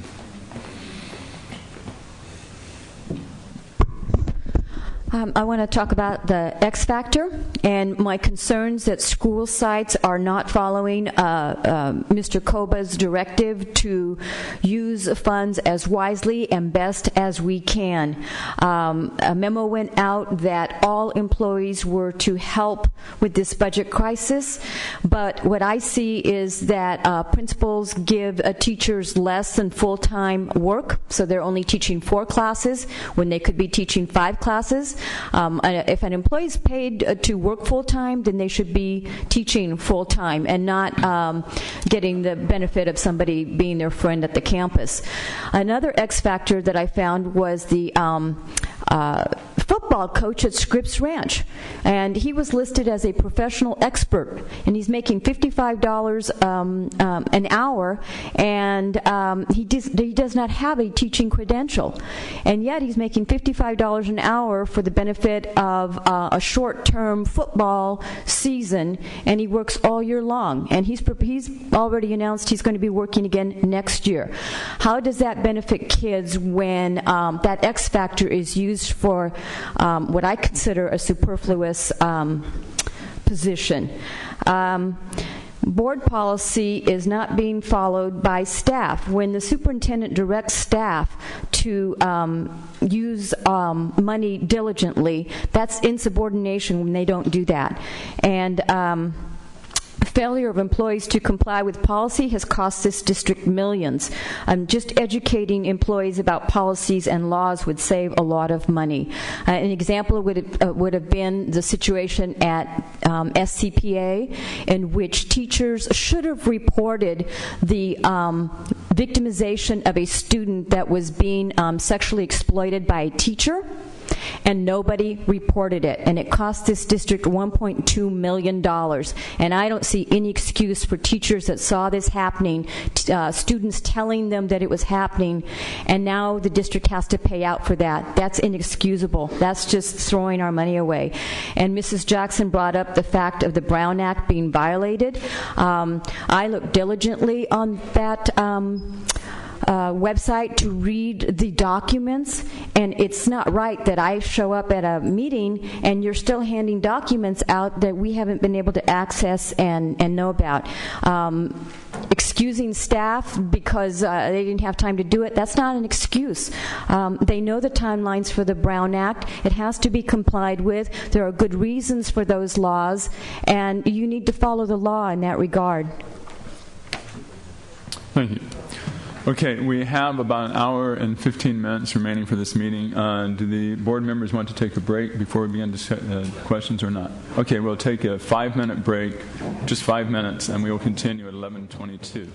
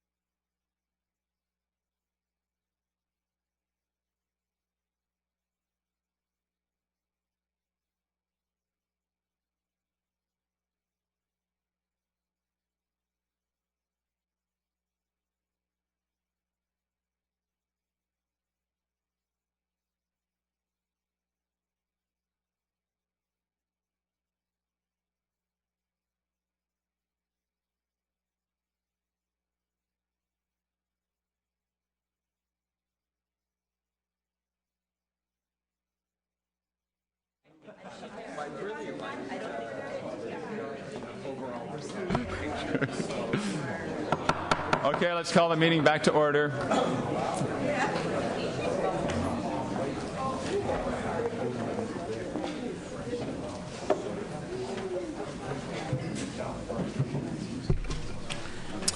Any more questions? Get my flag up. Okay, now is the opportunity, as we discussed earlier, for the board members to ask questions and begin discussing the information we have. So I'm sure there are a lot of clarifying questions as well as some comments. Who would like to begin? Ms. Jackson. Okay, very good. First of all, I'm going to ask Mr. Lorton if he can look at the X factor calculations and explain a little bit more clearly to us. Because I'm looking at this sheet and I do have some concerns, but I think you can clarify it to the whole board so that we're all on the same page together, please. Okay, so I'm sorry, I was walking up. What page are you on? Your X factor that you gave us this morning, because at the top, so the questions, at the top it says site type using flat pupil funding, and it has, that's why I said $1,000 per student. And then it has counselors. So atypical, I know this is not correct. It can't be. If they're saying they get $1,000 per student to pay for the counselors. So what I have here is a draft of the counselor ratio per schools that may help clarify it. So for currently right now, it's tentative. For Alba, it would be 1 counselor. For early middle college, 0.5 counselor. For Garfield High School, 2 counselors. For iHigh, 0.5 counselor. For the Met, 0.5 counselor. And for Mount Everest, 1 counselor. Can you clarify that for me? For Muir, 1 counselor. And Twain, 2 counselors. She's going to clarify what I want to know. Pardon me? Obviously, I can't. I believe you gave the detailed information. What, as I understand on this particular sheet, the top box represents the per pupil. So the 280 next to elementary is per pupil. Right. And when you get to those who will be allocated counselors, they include K-8, small high, atypical, and alternative. And as David mentioned, an example might be the atypical would have 1,000 per pupil. Typically, the elementary would have 280 per pupil. That is correct. That is the X factor recommendation. Oh, okay. And plus the counselor, the ESA. And the counselor, perhaps on this box, should be separated. The counselor will be allocated, and it will vary according to the school. Okay. As, so my question David is mentioned. why, I'm trying to understand why there's such a large difference between the amount that's allocated for the elementary schools and the amount that's allocated for the atypical schools. I'm also concerned that when you said your committee met, you said that the things that they were going to be considering at schools were principals and teachers. And then you mentioned counselors and the X factors. And I'm concerned because all schools are not the same, and so some schools really need to have nursing staff and other staff, and they don't get anything extra. So what you're saying is you're just taking 2 elementary, I'm just asking this, you can maybe, help me understand this. So you're taking 2 schools that may have the identical number of students, okay, and saying this is your principal, these are your teachers, and this is your X factor based upon your number of students. What you're not considering is the needs of those schools. So if that school has a higher need of kids coming to school that need nursing, that need care, or that need counseling, if the school doesn't use their X factor money to buy it, they won't have it. So whereas a school that does not have that need can then use their funding on something totally different to enhance the schools. So then you see this school that has this consistent need for counselors and nursing not being able to buy anything that's going to help advance the academics of that school. And I can't understand why when your group met, they didn't consider how do we support blanketly some schools that really need to have support in those areas. Otherwise, if a school has those needs, I don't see how they would ever be able to have a successful academic, acceleration, because they have very little left to accelerate academically, to buy any programs. And that was a very difficult issue for us to get around, because with the just a certain amount of money that was allocated for the X Factor dollars, the committee actually talked about exactly what you're saying, that there are some schools that we know have different types of needs, but based on the information that we got back from the what worked, what didn't work, it was really clear that those schools wanted flexibility. And the other thing that I forgot to mention earlier is, as we were going through the process, so for example, when we finished our scenario for the elementary schools, we actually went and met with all of the elementary school principals at their TEP meeting and presented to them, here's our best thinking, what are your thoughts? We got the input. They actually said, this looks really good. And so we ended up doing that with the middle schools and the high schools as well, and presenting kind of as we were going to get their thinking. And I think the thinking was, give us the flexibility because of exactly what you're saying, that our need may be different than another school's need, so we may choose to buy, use our categorical funds to buy this, that, and that, but use the X Factor dollars to buy this, that, and the other. So that's kind of why we ended up just doing the way that we did it. And the large gap between $280 for elementary and $1,000 for atypical, why is that gap so large, please? Well, the atypicals, they're much more expensive to run because of what they have to, the type of services they have to provide. And the other thing we looked at too, if you look at the what they bought. I mean, one of the things that we did throughout this process, we looked at what the atypicals bought, what the elementary schools bought, and what, the impact with the amount of money that they were going to get. And so if we didn't stay with around that number for the atypicals, they would not be able to function and provide the services that they're providing. But looking at the elementary schools, even at $280 with the ESA, they're still pretty close to being able to buy what they bought this year. But I think you make my case, because you just said that for the atypicals, the reason you're giving them so much more money is because of the high needs that they have. But you didn't look at other schools that have high needs, and say, we're going to give you more money, basically. So you give them no basic extra money, and then you just say we have to use the X Factor. So I'm just concerned that thinking that at certain schools, the committee said we're going to allocate for special needs, but they didn't at other areas that are very critical for us. And if we do not keep our elementary schools strong, that's going to reflect down the road. And I can perhaps... And I'll stop this round. I know you want to get around to everybody I can else. speak a little bit to that, because we talked about the small schools. And we had many discussions about, when you look at the small schools, their funding, you could just see that it went way up compared to the regular comprehensive high schools. And our committee grappled with that, but then the decision was, we brought it before cabinet, was the board has, supported the concept of the atypicals and of the small schools, and it is at a higher price. And I think it's fair to say that the X Factor was looking at supporting the central core school teachers, minimal outside clerical and supervisory custodial support, a basic school. When you have an atypical, you're providing a different type of service that typically is outside of that basic stock model type of school. So these include the additional things, the extra music classes, the computer technology supports that you would have with the atypical type schools. So when you're looking at the basic school, you also have to look at two other supports that we have for schools that are very necessary. One is the categorical.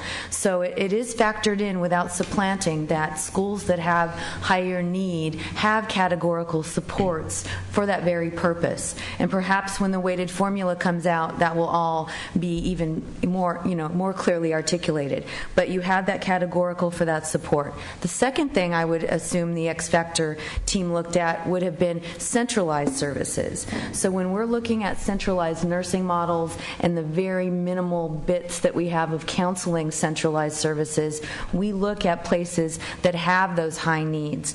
So it could be a school that may not have the same categorical resources that other schools might have, but they might have a high incidence of asthma, for example. So when we allocate and look at centralized nursing, we take those other things into consideration. So those two things somewhat offset that core basic model. I just think it would be better if we just have a flat funding per pupil and then give the rest of the X Factor to the schools. Because then we're not trying to, because I have a problem with saying $280 for elementary, $1,000 for a typical, and so there's such a huge gap. And I think it would be better if we just said every student across this district, you get, and you can use the adjustments you use out here for the range for calculations, but you say that every student gets $700, and then if your enrollment is X, then you start going down at 25 or 50, and in that way the schools will have maximum flexibility without these adjustments, because I cannot see right now, and I'm not hearing right now how these adjustments are equitable across the district. They're not equitable. I don't see it. Okay, Mr. I'm sorry. I had a couple questions following up on Ms. Jackson's line. So would it be? Mr. Burr? I had one specifically on it as well. I just wanted to clarify, because I think Dr. Meyer started to get at it. My understanding is that we are centralizing the delivery of nursing, police services, and counseling for elementary schools. Is that true, or not? Am I not true? Yes, but very minimal counseling, to my understanding. It's only 2 counselors for the entire 160-some-odd elementary schools. And the high schools have 3, and the middle schools have 1. That is unacceptable to this board member. Are those numbers correct? How many elementary school counselors do we have left in the district in this? It will depend on the X factor. As we have sites that perhaps have 500,000, 300,000 in Title I, they could conceivably use that categorical to purchase a counselor. As far as our central allocation, Board Member Jackson is correct that we have 2 that will be central roving counselors. Oh, okay. Mr. Barnett. Following up on Ms. Jackson's comments and Mr. Lorden, I think, first of all, on showing the cost per pupil, this gets back into the discussion we had last week, was it on magnet schools and specialty schools. And it's part of the problem is when data is delivered differently. Last time, the data showed that we were spending $300 less per pupil on magnet schools than other schools. It said $6,300 versus $6,000. And now we're saying that we're going to give $1,000 more for X Factor. So it's very confusing, I think, to the public, and it's hard for board members to get a grasp on what the real numbers were, which is why I think we asked, and I'm hoping we can still get, a actual additional dollars that go to these specialty schools and magnet schools and small high schools and alternative schools out of the budget. So if you're getting to Ms. Jackson's point, if the base cost for an elementary school is X, then what is X plus 1 for the specialty and magnet schools? So we can then know, and the public can know, that we're spending X million dollars more for these schools. It doesn't mean we won't agree to continue to do that or not, but that's the number we don't have. This adds great confusion here. because some of these programs just have additional costs, and we understand that. The other issue on the counselors is, as I understand what you're saying, is even though you're showing, say, a high school has 3 counselors and a principal, or an alternative has $900 and 1 counselor, you're saying your committee also went through the individual schools to see that there could be some schools that need more or less counselors. Like I think you said a minute ago, Garfield or one of the schools had 2 counselors. But the general number we were given earlier was there's principals plus 3 counselors, we were told, I thought. So number one, maybe it would be helpful to get at least what staff is recommending counselors per school site, so we would know that Lincoln has X and Kearney has Y and so forth. Secondly, if you're saying that each small high school, say, wants a counselor, what if they decide they don't want one, or they already have one allocated on the central side? So this doesn't give them the flexibility then to say, well, we'd rather have a PE teacher or a nurse or whatever. So I'm wondering why we are stating that you must have a counselor here, and if we don't know that they may already have a counselor through the central allocation, or is this? So once again, this is incredibly confusing. I think the goal is to say that what are the needs at each school site? Some schools have different needs than others. And that's where, in theory, the site councils and the principals make those decisions. So I'm not sure that this is the right way to do it. Number one, I'd rather give more flexibility to the sites on any dollars that or any allocations they're getting plus the X factor. So I'd like to see a breakdown of the costs of these, as we asked at the last meeting, of the additional costs we're spending on these different types of schools in the budget, so when we look at the budget we can know what we're spending additionally. And I'd also, I guess, like to understand some of the thinking behind us allocating counselors to a school that may or may not want one beyond what they already have. So I guess the second question is for Mr. Lorden. I'll start with the first question, if that's okay. And just to your first point, I think it's a good point. I would just add that the numbers that we saw last year or last week and shared last week it's kind of like an apples and oranges comparison. The numbers last week were total general fund expenditures per pupil. So what do we spend to educate our pupils at each school given our total general fund resources? This is a much more myopic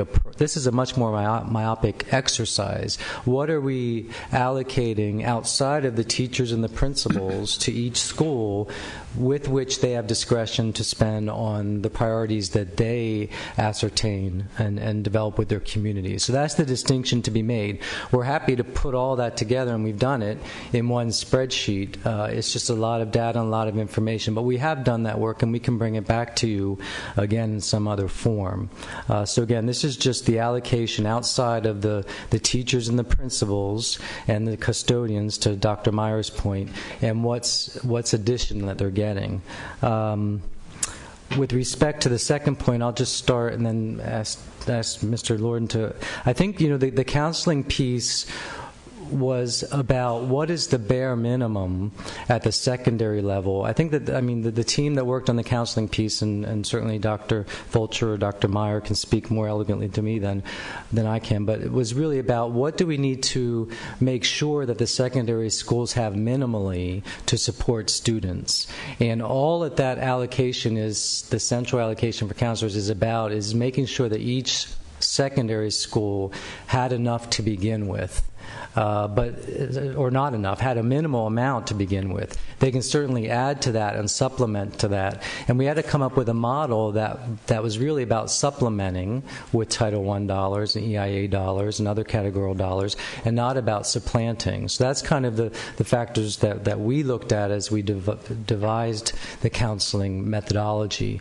We can certainly share, and we're still working on it, as Mr. Lord noted earlier. We just added a couple counselors this morning, I believe, to some schools, or at least looking at doing so tentatively. So I think that we will share the allocations by school site, if that's the wish of the board, to show where those counselors are being placed at this point.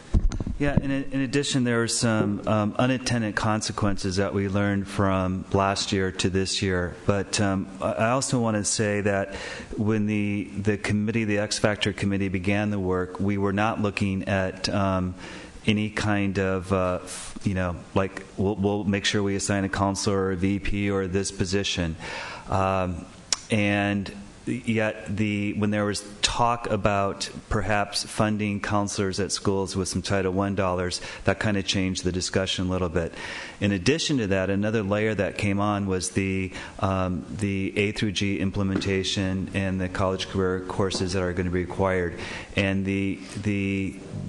what is going to be required of counselors at the high schools and even the middle schools. Their role is going to change tremendously because of this. So that kind of generated another discussion that, do we want schools, because there were some positions that perhaps weren't purchased this year that perhaps should have been purchased this year. And so we really wanted to say, with the direction that we're going with A through G, with the college career courses, we need counselors, and we need a number of counselors, a bare minimum. And so I think that began the discussion as well. The other unintended consequences that we saw was the bumping.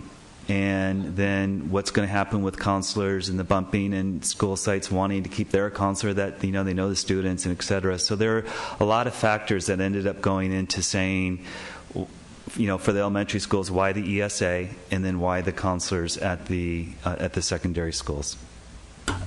I mean, the basic issue is, we talk a lot about community-based schooling. We talk about education, community-based education. We talk about giving more autonomy, at least in decisions, to clusters, to schools, to site councils, to holding the principal accountable. If a principal has a budget that doesn't have a counselor, and you're saying, well, you really need one, well, then somebody's wrong, or somebody's not doing their job. And I realize they're tough choices. They may say they want a PE teacher versus a counselor, or a nurse versus, so we're kind of schizophrenic on this approach. So we either believe in giving authority to the principals and the site councils to say what they want to use their discretionary money for, or not. So I think that's kind of the larger issue. And well, what about police? Are there some campuses that, what if someone says they don't need a police officer, and you decide they need a police officer? Or what if they decide they don't want a counselor and they want an additional teacher? So this is contrary to, in theory, the belief that this board said it has, of giving more authority to the community and more accountability to the principal of making these decisions. Okay, let's move on to Mr. Beiser. Just a couple things real quick. On page 16 in your budget presentation,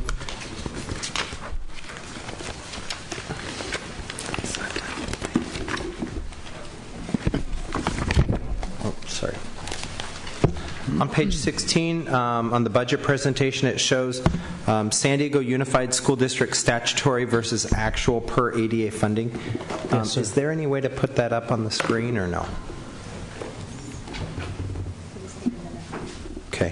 While that's going up, then I'll just kind of frame my question to you, Mr. Little.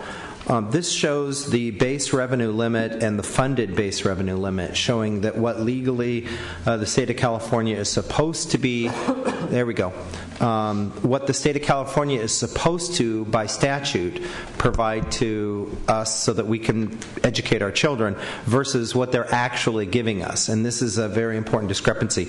So the base revenue limit, is that based off the Prop 98? Okay. Yes, that's on the Prop 98 formula. Right. One of 3 tests that they apply. Okay. And then the question is, because they're not funding us at the legal levels, is there any grounds at all for a lawsuit? I'll defer that to our legal counsel. It seems like almost every year some group files a lawsuit, and sometimes they prevail and sometimes they don't. If you remember back, I think 0405, CTA filed a lawsuit, and then eventually the state sent us a large, for lack of a better term, gob of money all at once to make up for that. Generally what the courts do is they defer to the legislature, and they say that when the state has the ability to make it up, please make it up, because the courts do not want to be in the business of running the state of California. Yeah, so Larry, isn't there a... So the short answer is, yes, they file litigation, but the court cannot order the legislature to allocate money. I was just going to make the point, Mr. Shanke, is that I believe there's an active lawsuit right now that's a partnered effort of AXA, CSBA, and a few others. Correct. That's moving through the judicial process. It was filed about a year and a half ago, because ever since the deterioration in the revenue limit, it basically goes back, I'd call it Serrano versus Priest, Chapter 25, I think, with a basically equal funding required by the California Constitution. But once again, what the courts say is, yes, CTA, yes, AXA, you're right, but we as a court cannot order the legislature to appropriate money. It's because of the separation of powers. So we can't sue? We can, but expecting money to come from that suit very quickly is not a reasonable expectation. I think to that point, I was looking, this is not working again, but one of the slides, if you remember, it showed the top 5 versus the bottom 5 school districts. What slide was that? The top 5 and bottom 5 states. Page 18. And one tidbit that I recall from the School Services of California presentation, which I've shared with some, is that in the last year of Reagan's governorship here in California, if you look at the second row, percent of state resources, those are the resources dedicated to K-12 education. In the last year of Reagan's governorship here in this state, our number was closer to 5.6%. Now it's 3.2 to 3.9. And what changed the year after he left office was Prop 98. So Prop 98, which was supposed to protect the base of funding to K-12 education, has simply failed to do the job. And to Mr. Beiser's point, a lot of that has to do with the suspension of Prop 98 at every opportunity that the legislature gets to do it. So then the issue really is that the legislature suspends Prop 98 and so that they can violate the law. Yes. Okay. So clearly, it's a political issue, not something that can be resolved in the courts, because legally, by suspending Prop 98, they can legally underfund public education. That's certainly their argument, yes. Okay. All right. The next question is dealing with page 38, the hiring freeze.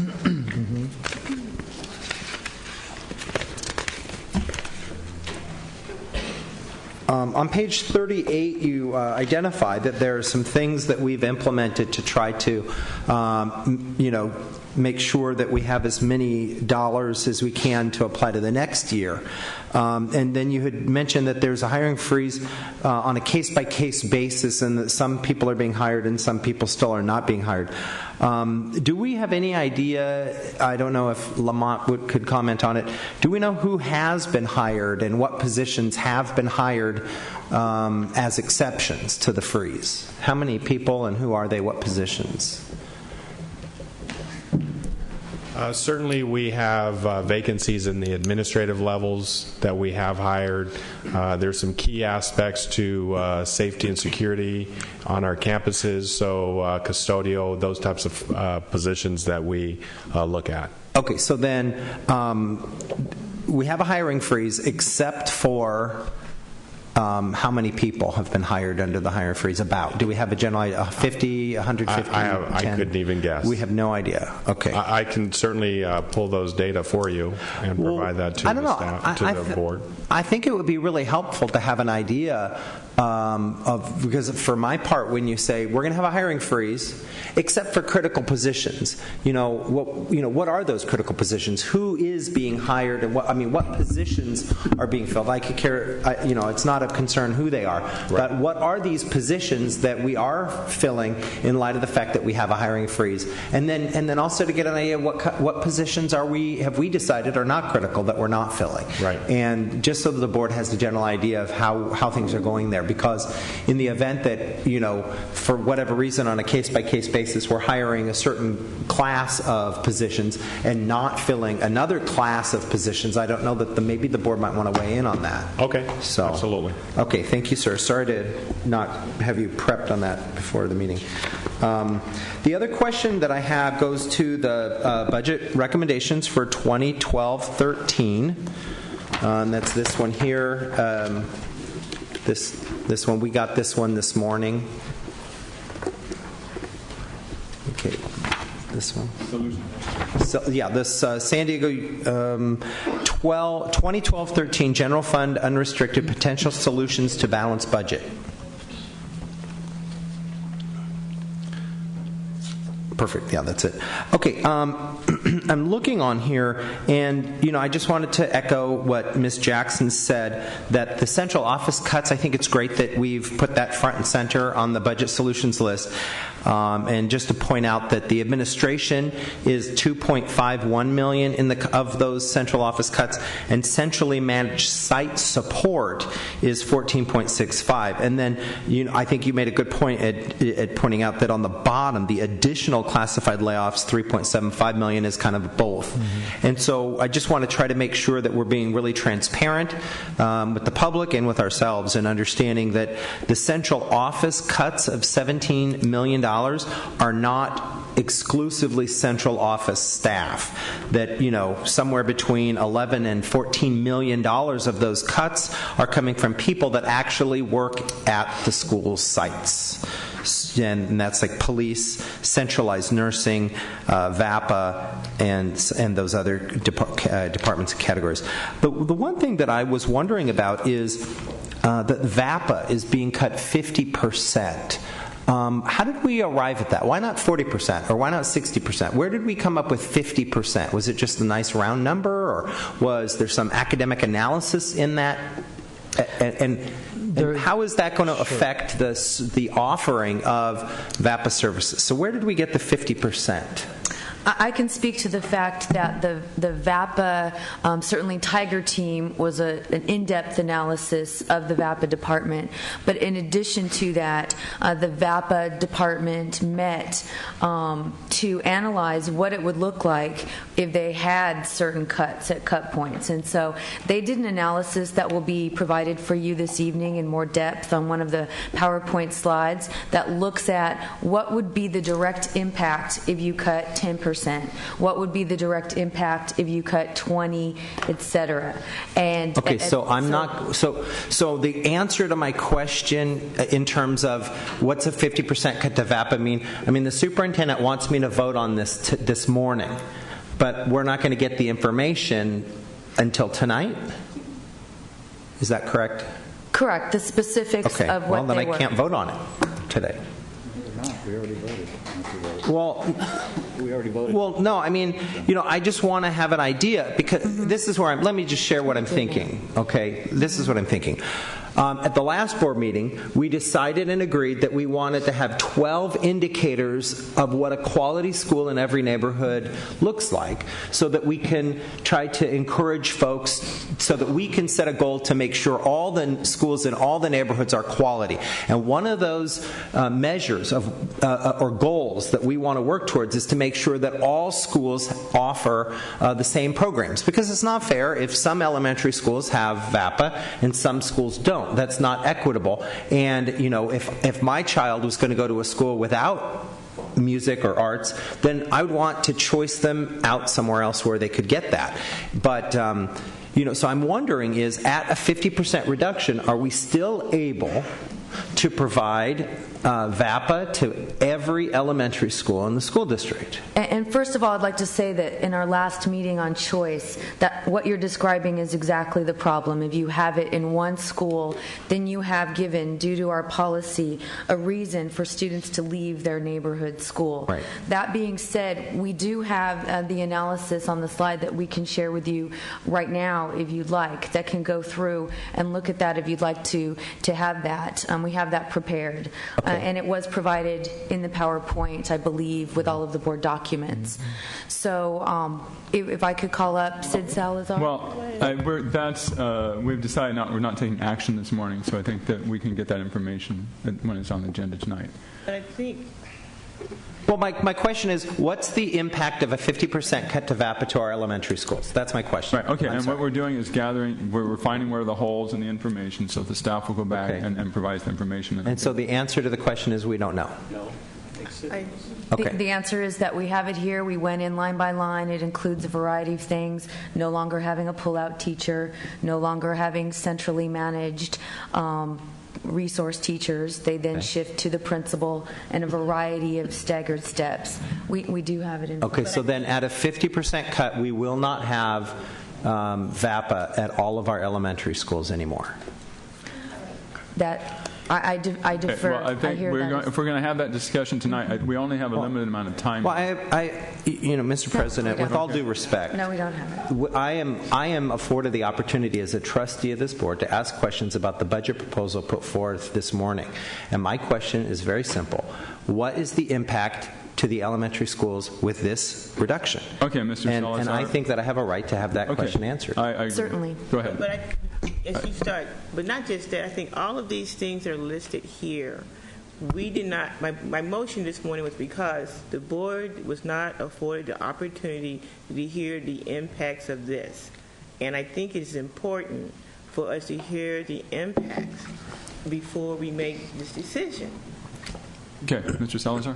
Sure. At 50%, and this will be on slide 7 of the PowerPoint this evening, and I will go into detail to respond to Mr. Beiser's question of what ranging from a 10% cut to a 50% cut. Keep in mind that, as Dr. Meyer said, I did this in collaboration with a key member of the VAPA Tiger team, along with Karen Childers-Evans and Mark Nicholson. However, their goal is not to support these cuts because, to answer your question directly, Mr. Beiser, a 50% cut to the VAPA program will not have VAPA at every elementary school. So to answer your question, that would what mean, would that look like? Would that be like one day at half of our elementary schools, and which schools get it and which don't? How do we pick that? How do we figure that out? We have not gone that deep into our analysis. What we did do is, at a 50% cut, the explanation will be a reduction of the 4 resource teachers, a reduction of 11 of the current itinerant teachers, which we will be looking at about 88 of the 112 elementary schools would get service at that level. Okay, so then we would go down, so then 88 schools would still have VAPA services? Correct. Okay, and would that go from 2 days a week to 1 day a week at those 88, or would it stay the same? That's the level of analysis that we need to continue to do. Once, if that's what the decision is, then we would have to go back and do that analysis, or we could do the analysis beforehand. Okay. Okay. Well, it sounds like thank you for answering my question. And that sounds like what Mr. Beiser would like, to have that information for decision, for making a decision. And we can certainly provide that. Okay. Okay. Thank you. Okay. Well, what everybody's been discussing, I mean, certainly one thing that comes up is the difference in the funding for the different schools. And I know it's a very difficult job for the X Factor team to come up with these numbers. Part of the problem is we made a decision as a board to not close schools, and knowing that some schools are more expensive than other schools. In fact, when we took the closing schools item and took it off the table, we actually did not even get to the analysis of the atypical schools. So that's one action we took, which did not get there. I think we have to remember, too, that on the X Factor, that this is in addition to all of the basic funding of the school. So it's not like this is how much each school is getting per pupil. This is how much additional each school is getting per pupil, which is a relatively small part of the budget. And I think that's important to remember, because what the staff, I think, is tasked with is we've decided not to close schools, so how do we keep these schools operating? And the only way to keep them operating is to have these numbers bigger. But I also agree with Mr. Barnett that this issue of because we need to, when we're making decisions about some schools cost more and programs cost more, we need to be very, very informed about what that is. So with one set of numbers it says that it doesn't really cost more, maybe even less, and then another set of numbers it costs quite a bit more. We need some, clear way to understand that. I guess the other thing I think in terms of our discussion of this is that we're talking about a huge magnitude of cuts, and this has changed tremendously from the last time where we were looking at 70-some million to 125 million, 224 million, and there's no way to make these kinds of cuts without doing really horrible things to our schools. And in this case, the superintendent is the bearer of bad news. This is very damaging to our schools. We went through a process of a few months going through all of the budgets, and we came to the basically conclusion on the board, I believe, that there were not really any reasonable position eliminations that were viable, that we really could not cut back, and did not have a lot of suggestions in terms of how cutting back. The superintendent must do this according to the priorities that we set up, and we certainly said we want to have safety in our schools, police. We want to have music programs such as VAP and so forth. And so it's they're to my way of reading this, they're going through and doing as the least damage they can, but it's still very damaging. These class size increases are ridiculous, but we have to consider them if we're going to balance our budget without concessions. And obviously that's the open topic in terms of if we get concessions from our employee groups, but we have to plan this without the concessions. So what we had decided today was that we were going to get information. Well, I have more questions. Yeah. I just paused. Okay, well, let me just say one thing, and this is related to that, because I wanted to kind of set in terms of the time. There are more questions from the board, and so I think what we need to do is in the remaining minutes, continue to ask some questions from the board. My suggestion would be that if board members have additional questions, that they have today, throughout the day, to continue to put those questions in writing, because I'm sure, we're just looking over this now, and people are going to go out and look, even to our breaks, if you come up with something. I know we're on a tight timeline, but at least, and the superintendent wants to get working on this, but at least in the course of the day, from now until this evening, to give the board time to submit additional questions. And then we need to decide before the end of this meeting when we are going to follow up in terms of approving the superintendent moving ahead with these budget preparations. And just remember, we're approving moving ahead with budget preparations. This is not our final budget, which is approved in June, but this is the process that the superintendent needs to prepare. So let's take about 10 more minutes, and then we'll discuss when we will follow up at a special meeting. Here's my questions out there really quickly. Have we, and this is in addition to what we discussed this morning, but can we consider negotiating with the county for some services, i.e. the HR and the finance? The county already does this for several other districts. transitioning those items to the county would certainly help the district. Our number one priority is education. And while some of our staff would be going to the county as well to support those services, since they do it, since they already know all the various types of funding that we have to go through, all the various types of staffing that we have to go through, I think that may kind of ease some of the things that we have here in such a large district. So I think that should be also considered.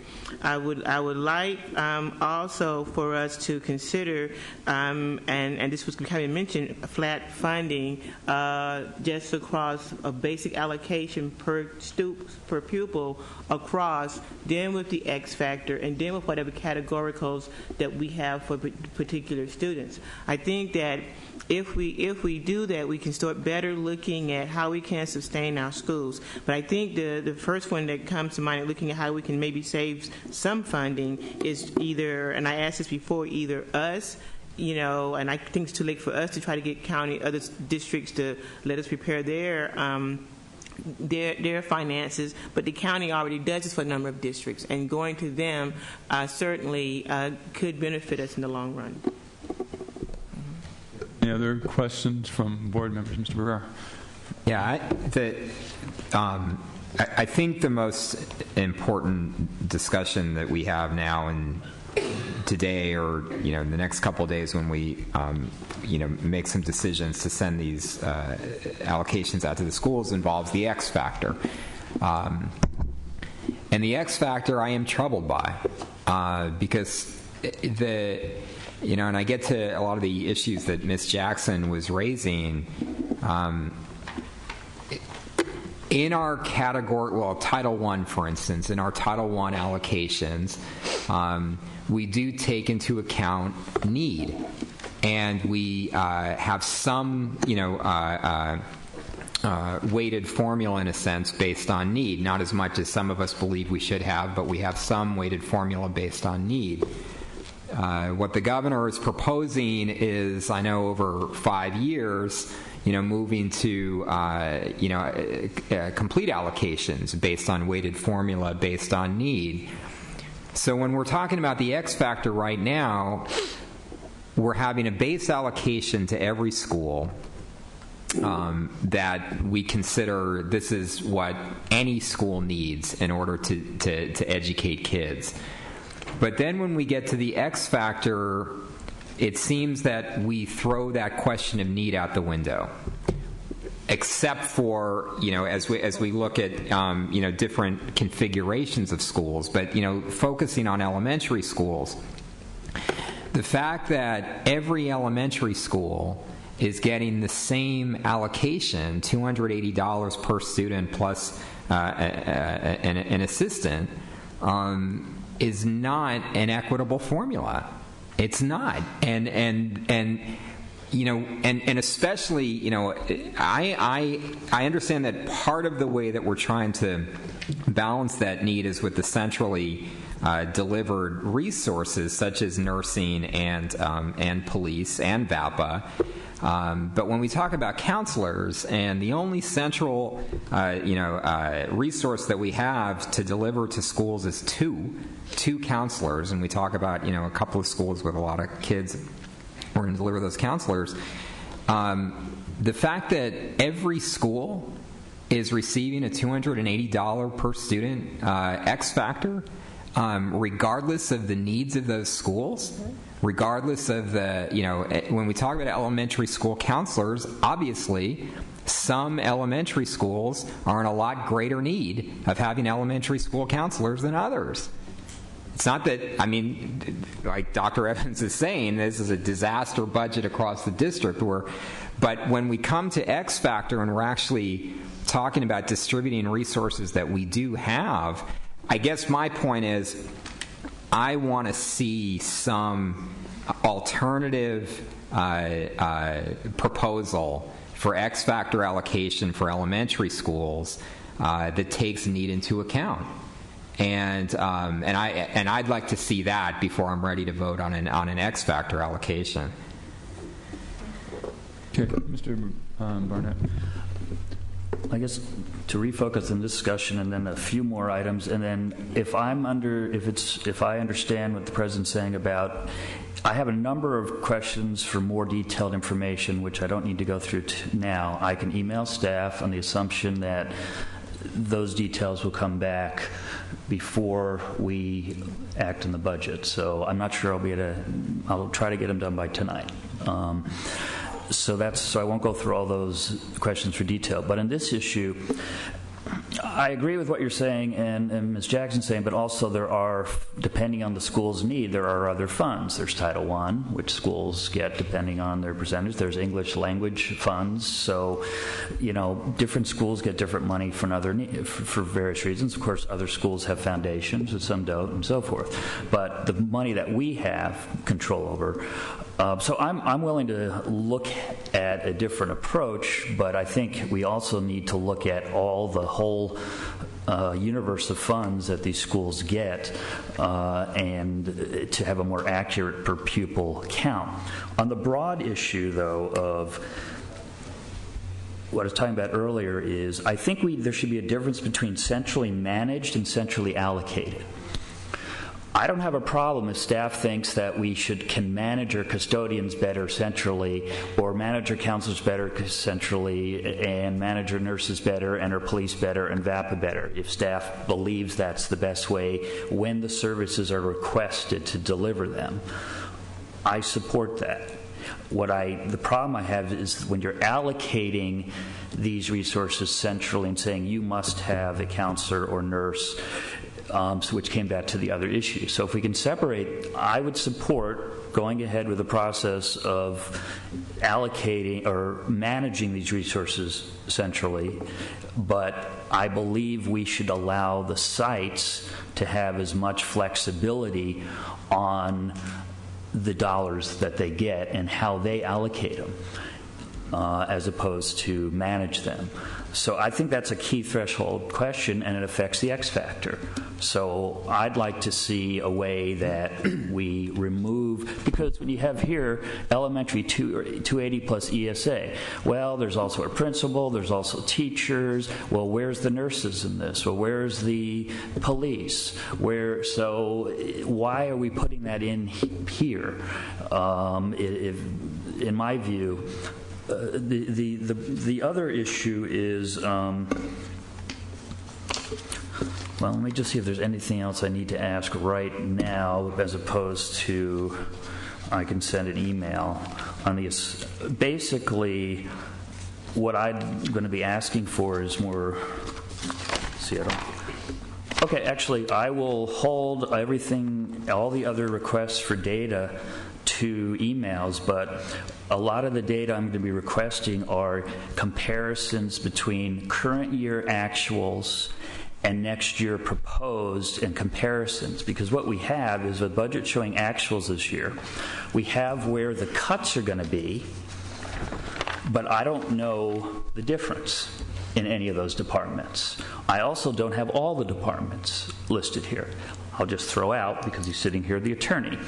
What are we paying this year and what is proposed for next year? I'm not saying it should change. I'm just saying that if we're going to understand where the staff made these recommended changes, I'd like to see what the impact of these changes are by department based on current dollars, current FTE, proposed dollars, proposed FTE, and the delta, and percentage change is not a big deal. So and that's going to take a little time. My guess is it's not going to be done by tomorrow.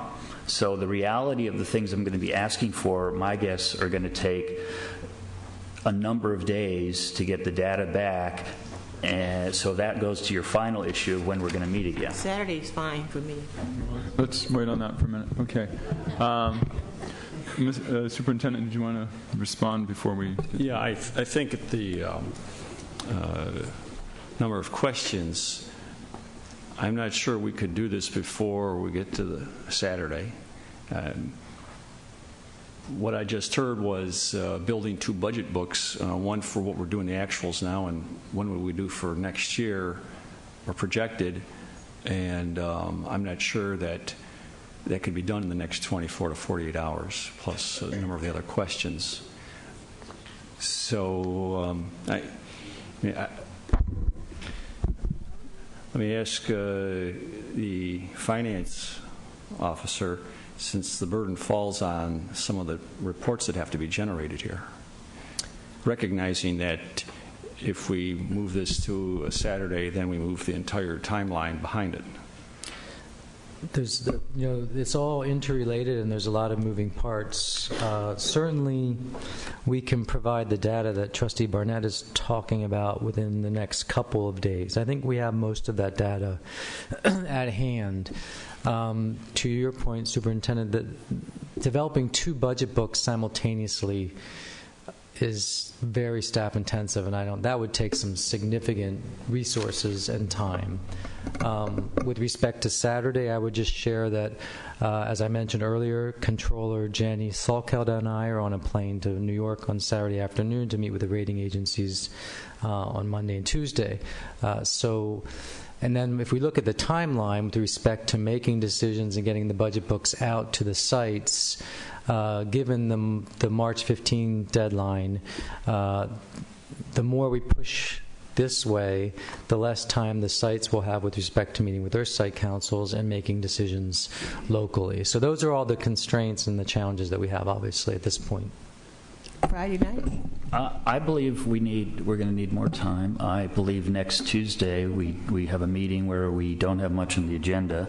I don't think it should be any surprise, at least from this board member, based on all the questions and issues I've raised the last year, that need more data to make an intelligent decision, including looking at what you didn't propose cutting.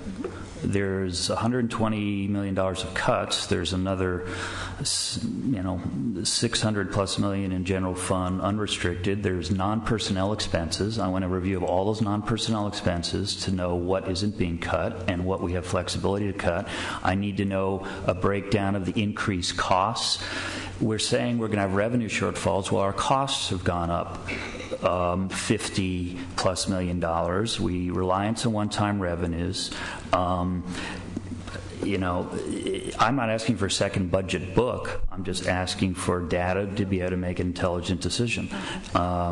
So you all can decide how long it's going to take to get this back, but it's also time to get it back and analyze it, not be handed it at a meeting and then say, vote, because I'm going to need more time to review that data than just either 30 minutes or 12 hours, which was the case for this information. So, okay, and just a little detail: you're going to be at that financial meeting in New York on Monday and Tuesday. Correct. You're going to be there. Okay. You have Skype? I'm sure I can get it. Okay. Well, so one of the issues that's coming across is certainly as far as this X factor issue.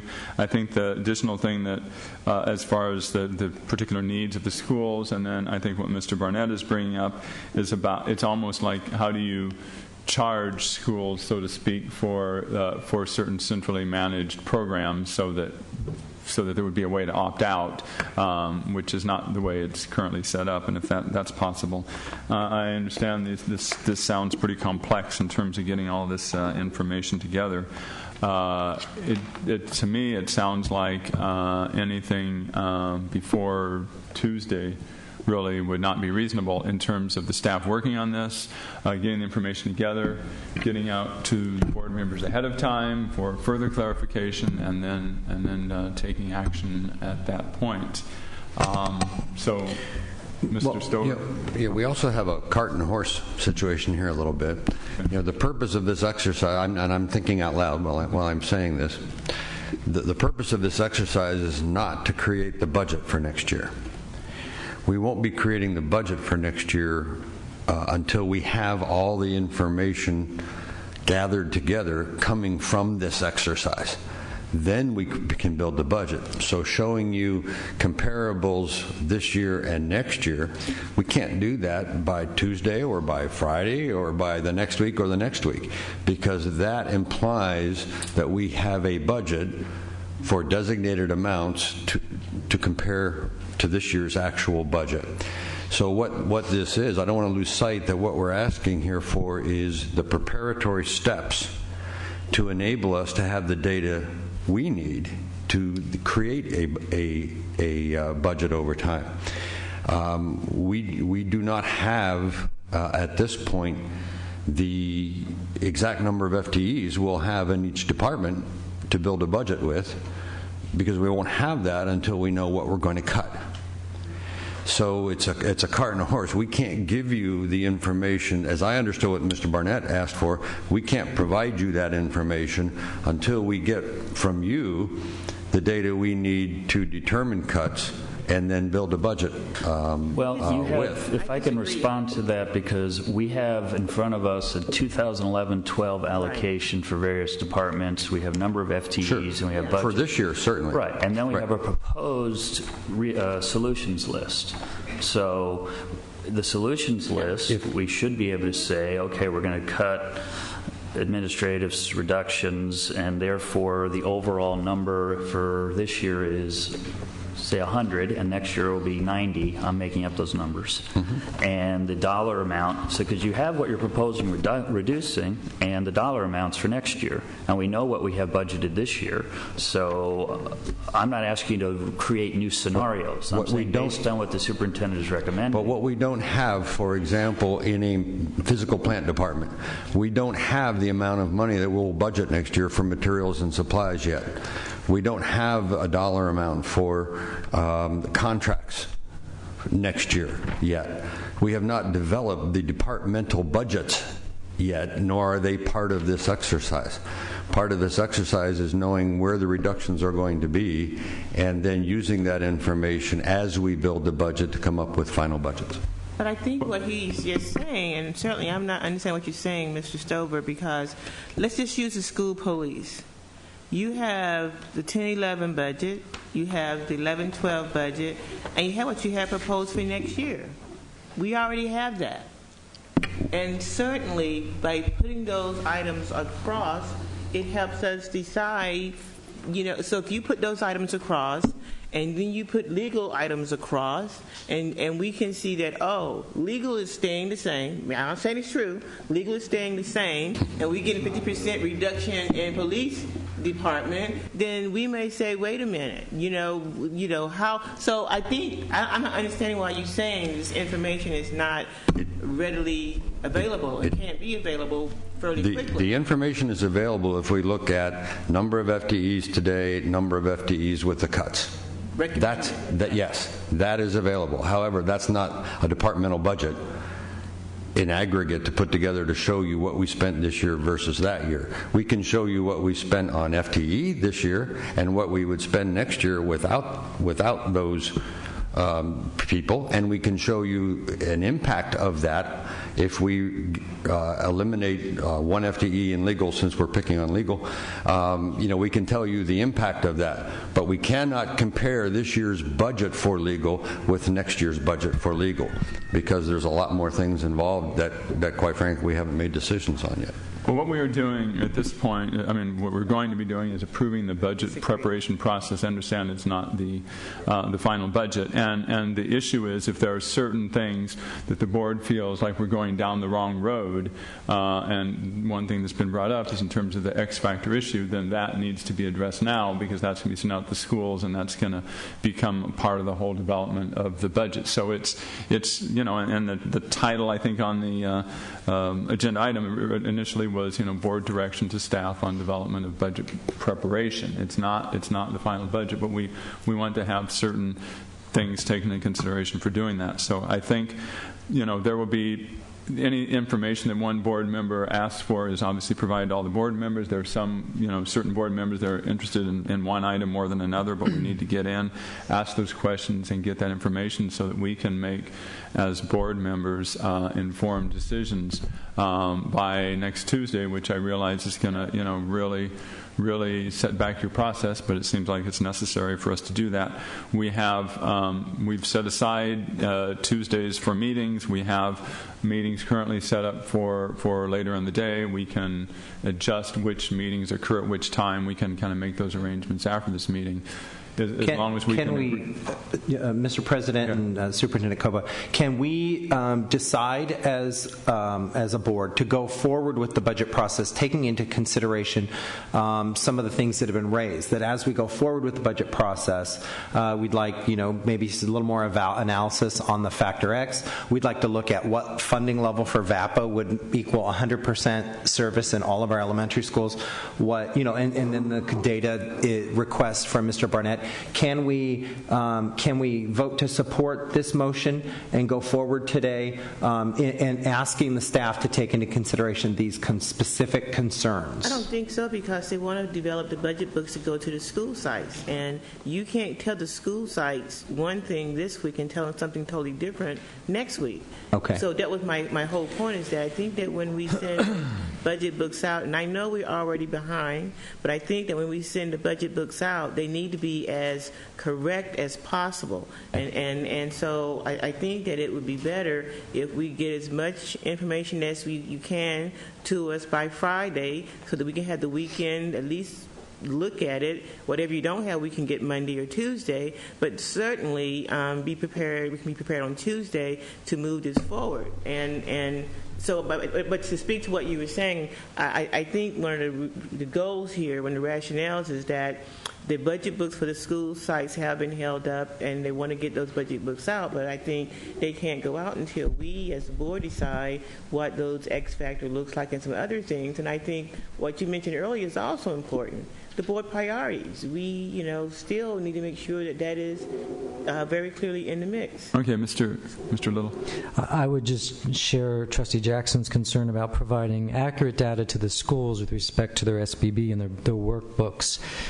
Of course, the challenge we have is that these are all moving parts moving forward until we do the budget and have it adopted by the board in June. So from a fiscal perspective, at least, we have to be very conservative in what we give the schools to work with, knowing that the $7 million of CCDC revenues on this list will probably not come to pass, knowing that we may not realize $21 million worth of sales of property this year. So we can certainly provide the schools with as much, information and as much accuracy up front, but we're not going to preclude the fact that these numbers will change in the next few months. And again, I was reminded by some colleagues that the March 15th deadline really is a March 6th deadline for this group, because that would be the day that we bring the resolution before the board for action, so we have time to meet the deadline.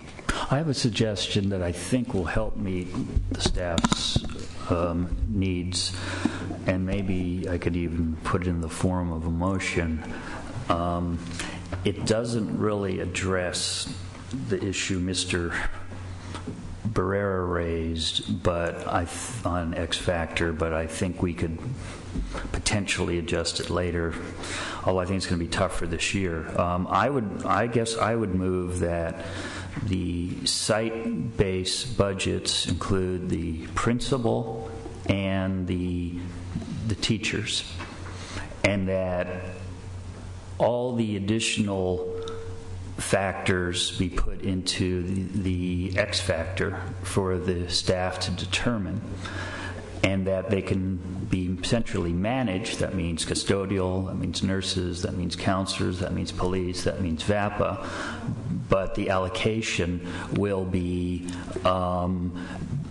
based on the site needs.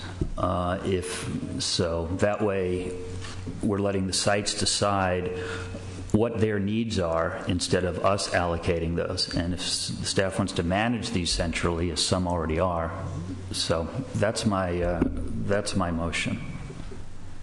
Well, I can't. Well, I'll wait till there's a second first. Is there a second to that particular motion? To Mr. Barnett? Okay. So basically, the board is saying that this board wants to direct what the actual needs are for individual school sites based on a committee that none of us sat on, and that you're good with that process, even though it runs contrary to the so-called community-based schooling, that you're going to decide, let staff decide how many counselors or nurses per site, as opposed to letting the sites make those decisions. What I'm saying is that we need to have more discussion about the X factor before we just start issuing information out to people. Okay. All right. So we need to decide in terms of the follow-up meeting. I move that we take action on the 31st. Second to that? Second. Okay. It's moved that we take action on the 31st, and we can put the exact time in, and obviously we'll take into consideration the public's ability to attend. Mr. Superintendent, before we vote? I just wanted to give you a final, summarization of some points that were made a few moments ago. What Mr. Stover said, I think, was right on the mark about cart and horse. You're not voting on a final budget. You're just trying to frame a evolving shortfall issue, and we have tried to present or bound that issue today. We will clearly take every question, whether copied today or during the conversation, or what follows what Mr. Burnett suggested, some email later. I think that we will do everything we can to answer every question in the right detail. I appreciate his clarification, because at one juncture what I thought was the development of a full-blown budget book, when really we're not there yet. But we could certainly trace this year to next year with how the cuts would go. I would call your attention to take a look at $120 million problem and the disproportion between where the money is and what's available. Clearly will show the detail of the central office and centrally managed. I do want to recount what Dr. Lorden said earlier, that they took these X factor considerations to each group of principals and worked with them and validated them. The working team was overwhelmingly principals. Last year we had that incredible disconnect, step function changes from small elementaries to large elementaries. They smoothed that, tried to sort out the numbers, spent the last 2 months doing that so that they can stand here in front of you and say they have done that kind of validation. They did recognize last year that atypicals were a problem, just simply didn't fit into this whole framework, and purposely had to go back around to take a look at them because that was feedback from last year. What President Evans said earlier, you did not close any schools, and no two schools are exactly the same. And when you get into the atypical schools, I was at Garfield High yesterday, okay? High needs kids, credit deficient children, kids that are either incoming moms, new moms. We're going to have to pay for a special kind of delivery need for kids at Garfield High School. They're an atypical school. So when it says there's a $1,000 differential, yes, there is. You could say that about Twain, about Alba, and about all those schools that don't fit in a particular mold. We recognize that was an error last year, and the principal team, led by Dr. Lorden, with help from the finance folks, tried to fix that.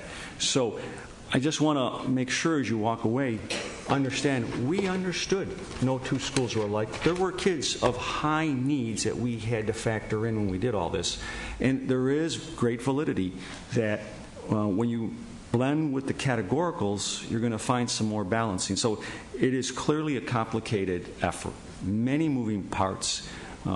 We want to answer all of your questions, but I would like to leave with my staff acknowledged. My personal thanks for what they have done since the governor's impromptu budget release on the 6th or 7th of January and where we got to today, with a whole lot more to do. And we, again, are not asking you to vote for a budget, but just to help to frame where we want to go, and we will answer every question we possibly can. We'll talk about some scheduling, and if I got to Skype Ron in, we'll Skype him in, whatever's appropriate. Okay, and just to clarify, too, on this motion, that obviously the sooner we have the information, the better. I know that they give you the rest of this week to work on it, but as much as possible by Friday night so board members can review it over the weekend, ask questions, act, react, so we have more of a back-and-forth process by the time we come in on Tuesday. It won't be nearly as climatic, maybe, and maybe it will. Okay, please vote. So is it supposed... I'm sorry, are we moving or continuing the issue until Tuesday morning or Tuesday evening? Well, what I was suggesting was we have the meetings towards the evening that we have scheduled.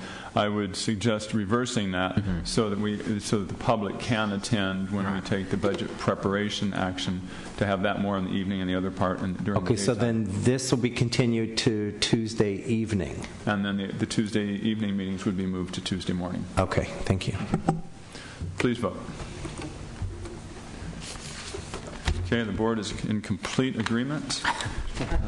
I love it. There's this X factor, though. If we are going to actually, if you want the board to give direction, and the superintendent does on the 31st, then we need to have different scenarios, whether they're what Mr. Barrera raised or Central versus others, analyzed before the 31st. Yeah. In all the Right. We have to have enough data to make that decision that night. They would have to do based on the questions raised and the issues raised. Right. They will have to do as much as is humanly or inhumanly possible between now and Friday to get that information. And when we look at those X factor allocations based on need and stuff, can we also break it down by poverty rates or something, and then also look at the Title I and the ELAP and other allocations so we can get a big picture of it all?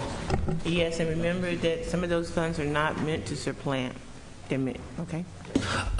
We have the VAPA discussion tonight, but I'm thinking that we might want to continue that, although maybe we can do that tonight, until the first meeting in February, because part of what we discuss next, the 31st, could affect the discussion of the VAPA Tiger Team plans and responses and all that. So, okay, the people who are putting on the agenda can take that into consideration.